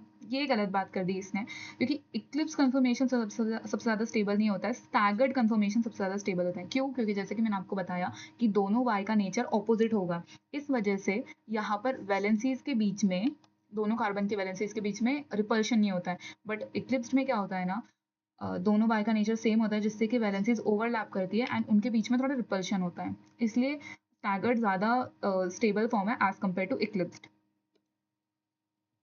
तो जो ऑप्शन नंबर सी में स्टेटमेंट गिवन है, ये गलत स्टेटमेंट है एंड हमें गलत ही बताना था। ऑप्शन नंबर डी कहता है the conformations of ethane are interconvertible to one another. बिल्कुल सही है। देखो, दो तरीके, क्योंकि स्टीरियो आइसोमर्स में दो तरीके के आइसोमर्स होते हैं। Stereo isomers is further divided in two parts. First one is configurational, second one is conformational. तो कन्फिग्रेशनल आर नॉन इंटरकन्वर्टेबल, जिसमें आ जाते हैं ज्योमेट्रिकल आइसोमेरिज्म, ऑप्टिकल आइसोमेरिज्म, और कन्फर्मेशनल जो होता है वो नॉन इंटर वो सॉरी कन्वर्टेबल होता है, इंटर कन्वर्टेबल होता है। एंड यहाँ पर कन्फर्मेशन की बात कर रहे हैं, तो ठीक है, ऑप्शन नंबर बी में जो स्टेटमेंट गिवन है वो भी सही है। ऑप्शन नंबर सी यहाँ पर हमारा आंसर हो जाएगा। परफेक्ट। अब हम देखेंगे क्वेश्चन नंबर 114। ठीक है, तो यहाँ पर हमें पूछ रहा है bond line form of this compound. ठीक है, मैं एक बार ऐसे ही बना देती हूँ। OH CH एंड इससे अटैच्ड है दो साइनाइड ग्रुप्स। देखो, बॉन्ड लाइन फॉर्म में क्या होता है, जो कार्बन पेरेंट चेन में इन्वॉल्व है, हम उसके लिए सिर्फ एक डॉट यूज करते हैं एंड उस कार्बन से अटैच्ड हाइड्रोजन को हम नहीं दिखाते हैं। ठीक है, अगर कोई हाइड्रोजन सबसे अटैच्ड है तो ऑफकोर्स हम उसे दिखाएंगे, बट जो हाइड्रोजन पेरेंट चेन वाले कार्बन से अटैच्ड है उसे हम नहीं दिखाते हैं। जैसे कि इस स्ट्रक्चर का बॉन्ड लाइन फॉर्मूला बन जाएगा, बीच वाला कार्बन पेरेंट चेन वाला, ओके, सॉरी, यहाँ पर आ जाएगा OH, इस तरफ साइनाइड और इस तरफ साइनाइड। ठीक है, ये दोनों साइनाइड की जो C है ये फंक्शनल ग्रुप का पार्ट है, इसलिए हम इसे शो करेंगे, जो कि मुझे नज़र आ रहा है ऑप्शन नंबर डी में। देखो, कई बार ऐसे काफ़ी बेसिक सवाल भी आ जाते हैं, बट स्टिल हम उनमें गलतियाँ कर देते हैं, क्योंकि हम बाकी क्वेश्चंस या फिर बाकी सब टॉपिक्स के क्वेश्चन इतने ज़्यादा प्रैक्टिस करते हैं कि हम ये बेसिक चीज़ें भूल जाते हैं, लेकिन आपको नहीं भूलनी है, इसलिए PYQs बहुत इंपॉर्टेंट होते हैं।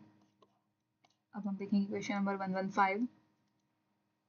ठीक है, total number of compounds with chiral carbon atoms from following is. तो यहाँ पर हमें कुछ कंपाउंड्स गिवन है एंड हमें बताना है किस किस कंपाउंड में, कितने नंबर ऑफ कंपाउंड्स में कायरल कार्बन नजर आ रहा है। ओके, तो मैं यहाँ पे आपको पहले कंपाउंड्स बनाकर दिखाती हूँ। देखो, ये पहला कंपाउंड है, तो देखते ही नजर आ रहा है कि ये जो कार्बन होगा ये कायरल कार्बन है। ठीक है, तो इसमें तो है। सेकेंड कंपाउंड रहा ये, इसमें कोई भी कायरल कार्बन नहीं है। Third compound CH3 CH2 CH NO2 और यहाँ पे आ जाएगा COOH। तो ये जो कार्बन है ये कायरल कार्बन है, क्योंकि इसकी चारों वैलेंसीज अलग हैं। यहाँ पर एक हाइड्रोजन भी होगा जो कि हम दिखाते नहीं है बॉन्ड लाइन स्ट्रक्चर में, तो ये भी इसमें भी कायरल कार्बन है। फिर CH3 CH2, यहाँ पर आ जाएगा ब्रोमीन। ये कार्बन जो है ये कायरल कार्बन नहीं है, क्योंकि इसके दोनों तरफ इथाइल लगे हैं, तो इसकी चारों वैलेंसीज अलग नहीं है। क्योंकि कायरल कार्बन क्या होता है ना, sp3 hybridize carbon atom which has 4 different valencies. ठीक है, उसके चारों बाजू जो वैलेंसीज लगी है वो अलग अलग होनी चाहिए। CH iodine and NO2, no, I mean wrong, I'm sorry, CH3 CH, यहाँ पर आयोडीन, यहाँ पर CH2 और यहाँ पर NO2, तो ये भी कायरल हो जाएगा।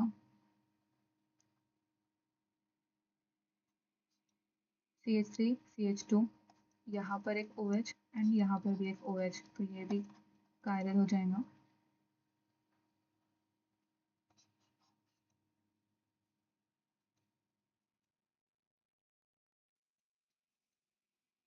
Okay,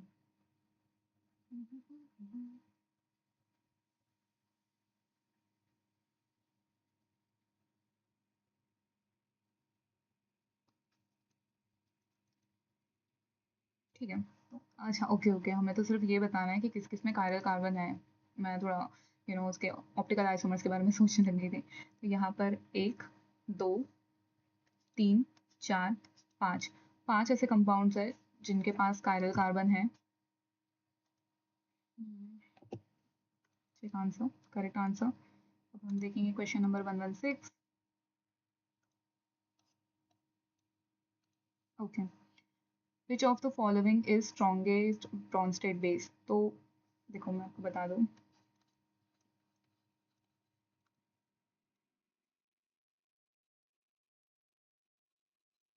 according to Bronsted-Lowry concept,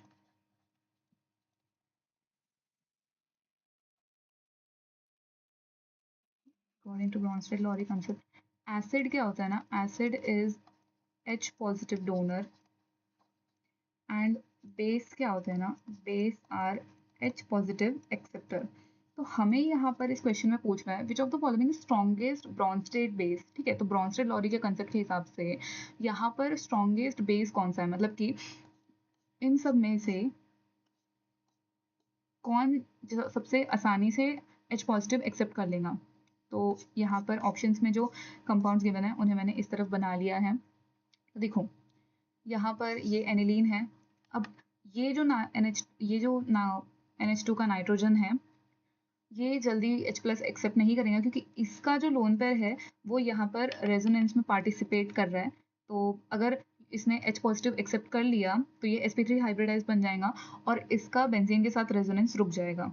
यहाँ पर भी सेम केस है, ये जो लोन पेयर है ये दोनों तरफ रेजोनेंस दिखा रहा है बेंजीन के साथ, तो ये भी H पॉजिटिव एक्सेप्ट नहीं करेगा। ये तो पायरॉल है, ये और ये जो लोन पेयर है ये एरोमेटिसिटी में पार्टिसिपेट कर रहा है, तो ये भी बिल्कुल भी H प्लस एक्सेप्ट नहीं करेगा। हाँ, ये जो लास्ट में कंपाउंड है यहाँ पर कोई भी यहाँ पर कोई भी रेजोनेंस वगैरह नहीं हो रहा है, तो ये आसानी से H प्लस एक्सेप्ट कर लेगा, which is our option number D. Okay, अब हम देखेंगे question number 117।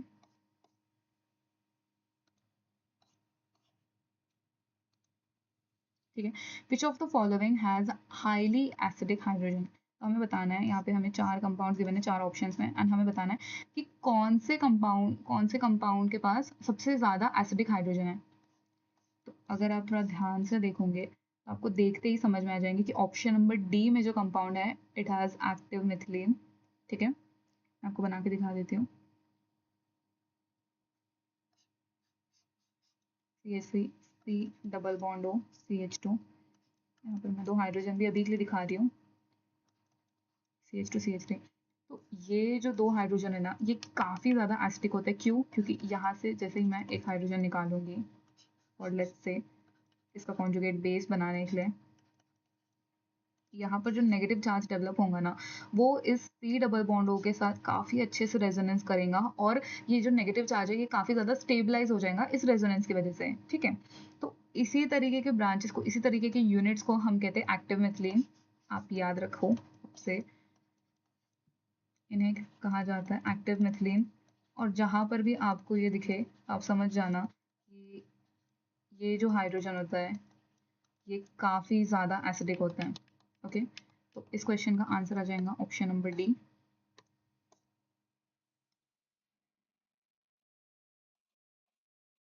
Question number 118। Cyclohexane is type of an organic compound. तो यहाँ पर हमें 4 ऑप्शंस गिवन है, benzenoid aromatic, benzenoid non aromatic, acyclic and alicyclic. तो मैं आपको बता दूं कि साइक्लोहेक्सेन एलिसाइक्लिक है। बहुत सारे लोगों को पता नहीं होगा कि एलिसाइक्लिक क्या होता है। So alicyclic is a cyclic compound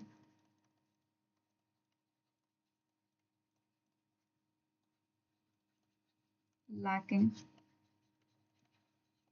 alternate double bond.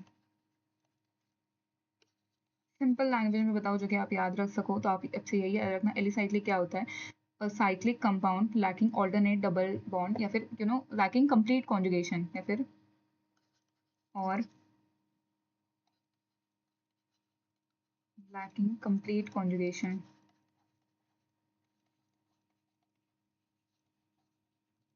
तो यहाँ पर आप देख सकते हो साइक्लोहेक्सेन में सिर्फ और सिर्फ एक ही डबल बॉन्ड है, यहाँ पर कोई कॉन्जुगेशन नहीं बना हुआ है, इसलिए ये एलिसाइक्लिक है।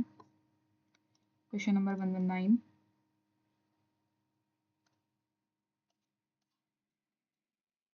ठीक है, तो IUPAC name of following compound is, okay. तो देखो यहाँ से कुछ लोग सोचेंगे कि मैं यहाँ से नंबरिंग स्टार्ट करूँ इथाइल से, 1 इथाइल एंड 3,3 डाई मिथाइल लिखूँ, बट नहीं, वो गलत हो जाएगा। क्यों? क्योंकि सबसे पहले हम कुछ देखते हैं तो दैट इज लोएस्ट लोकेंट, तो हमें यहाँ से नंबरिंग स्टार्ट करनी है। ओके, 1 2 3 इस तरीके से। So this is going to be 1,1 di methyl, गलत, सॉरी, मैं अभी एक गलती करने जा रही थी जो कि मुझे रियलाइज़ हुई। आप भी एग्जाम में कर सकते हो। क्या है ना, कभी भी हम किसी कंपाउंड का IUPAC नेम लिखते वक्त हम जो लोकेंट्स के नाम लिखते हैं हमें उन्हें भी अल्फाबेटिकल ऑर्डर में लिखना पड़ता है। ओके, तो 3 इथाइल, इथाइल पहले आएगा रेदर देन मिथाइल, तो 3 ethyl 1,1 di methyl cyclohexane,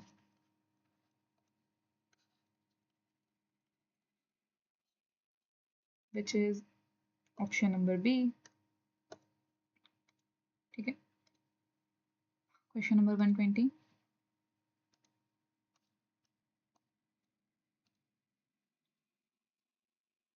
3-methyl 3-methyl hextuene on reaction with HBr in presence of peroxide forms an addition product A. The number of possible stereoisomers of A. Okay, तो अगर आप 11th में हैं and आपने अभी तक ये रिएक्शन नहीं पढ़ी है तो कोई बात नहीं, आपको घबराने की ज़रूरत नहीं है। मोस्ट प्रोबेबली आप 12th में ये रिएक्शन पढ़ लोगे। तो इसमें होता क्या है ना, दिस इज परोक्साइड इफेक्ट, इसे ही हम खराश इफेक्ट या फिर एंटी मार्कोनिकोव इफेक्ट भी कहते हैं। मैंने इसे कैसे पहचाना, क्योंकि यहाँ पर मुझे HBr और परोक्साइड ये दो वर्ड साथ में दिख गए। ठीक है, देखो कैसे करना है ये रिएक्शन। सबसे पहले तो गिवन कंपाउंड बना लो विच इज 3-methyl hextuene।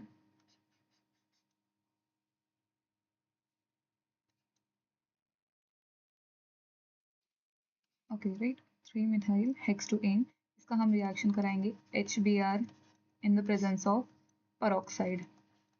तो परोक्साइड क्या होता है, जनरली R2O2 को हम परोक्साइड कहते हैं। This is ROOR। तो जब भी रिएक्शन HBr की रिएक्शन होंगी इसके साथ परोक्साइड के साथ, तो क्या होगा ना, मार्कोनिकोव का उल्टा होता है। ठीक है, ऐसा आप याद रख सकते हो। जैसे कि यहाँ पर पॉजिटिव, यहाँ पर कार्बोकेटायन बनकर यहाँ पर ब्रोमीन आना चाहिए, बट होगा इसका उल्टा because of presence of peroxide, यहाँ पर ब्रोमीन आएगा। ओके, एंड यही हमारा प्रोडक्ट बन जाएगा which is our addition product A. अब हमें इसके total number of stereo isomers बताने हैं। ये पहला का ये वाला कार्बन मुझे कायरल कार्बन दिख रहा है, ये भी कायरल कार्बन दिख रहा है। At the same time compound symmetrical नहीं है, इसलिए हम फॉर्मूला लगा सकते हैं that is 2 raise to the power n, that is equals to 2 raise to the power 2, that is equals to 4। Right, यहाँ पे लिख देते हैं। अगर कंपाउंड सिमेट्रिकल रहा, देखो आपको बता देते हैं अच्छी तरीके से एक बार।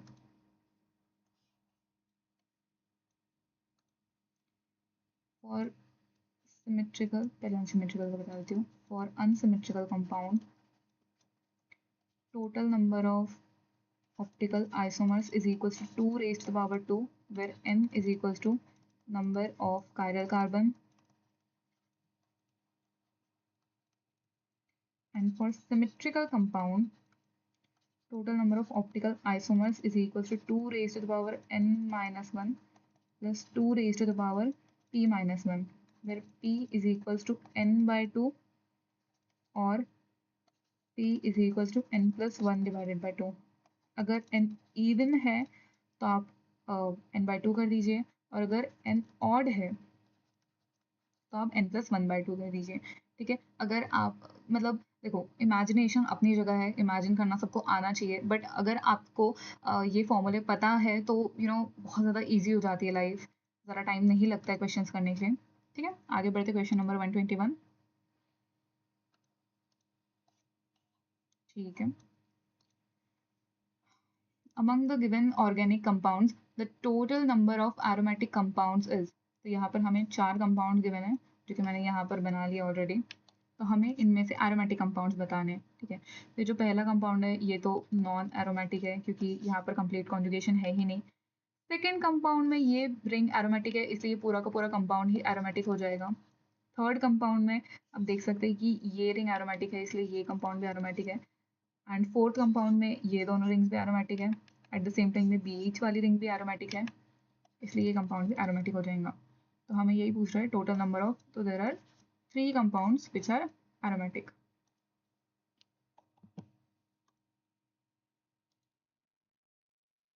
Question number 122.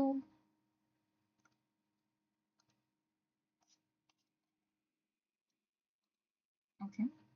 Among the following, total number of meta-directing functional groups is. देखो मैं आपको बता दूं meta-directing functional groups क्या होते हैं। God.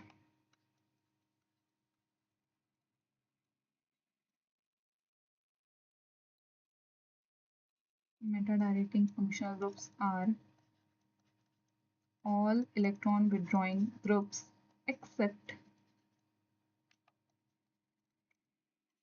हेलोजन, ठीक है। तो जितने भी इलेक्ट्रॉन विड्रॉइंग ग्रुप्स है एक्सेप्ट हेलोजन, उन सबको हम मेटा डायरेक्टिंग फंक्शनल ग्रुप्स की कैटेगरी में डाल सकते हैं, ठीक है। तो यहाँ पर हमें गिवन है OCH3, मैं इधर बना लेती हूँ। OCH3, NO2, cyanide, CH3, NHC double bond O, CH3, C double bond O R,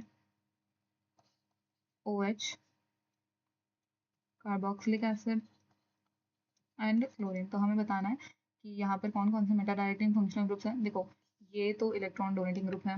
NO2 yes, ये मेटा डायरेक्टिंग है। साइनाइड भी मेटा डायरेक्टिंग है। ये दोनों तो इलेक्ट्रॉन डोनेटिंग ग्रुप्स हैं। ये भी मेटा डायरेक्टिंग है एंड ये भी मेटा डायरेक्टिंग है। क्लोरीन जब बेंजीन पर लगता है तो वो उसकी इलेक्ट्रॉन डेंसिटी कम करता है, मतलब कि वो इलेक्ट्रॉन विड्रॉइंग ग्रुप की तरह काम करता है। But chlorine ortho para directing होता है, ना कि मेटा डायरेक्टिंग। तो इस क्वेश्चन का आंसर हो जाएगा 1 2 3 4, that is option number 4। Okay, तो इस तरीके से हमने, sorry I am so sorry. Okay, तो इस तरीके से हमने 2024 के सारे क्वेश्चंस आज सॉल्व कर लिए हैं जीओसी के। आप बने रहिए। अगर आपने 2025-26 के क्वेश्चन सॉल्व नहीं किए हैं तो वो भी सॉल्व कर लीजिए। एंड बस जल्द ही 2023, 2022, 2021, 2020 सारे साल के हम क्वेश्चन, सभी ईयर्स के क्वेश्चन हम कर लेंगे जीओसी के। Thanks for watching, stay connected and if you like the channel you can check out our telegram channel as well. Until then, take care. Bye bye.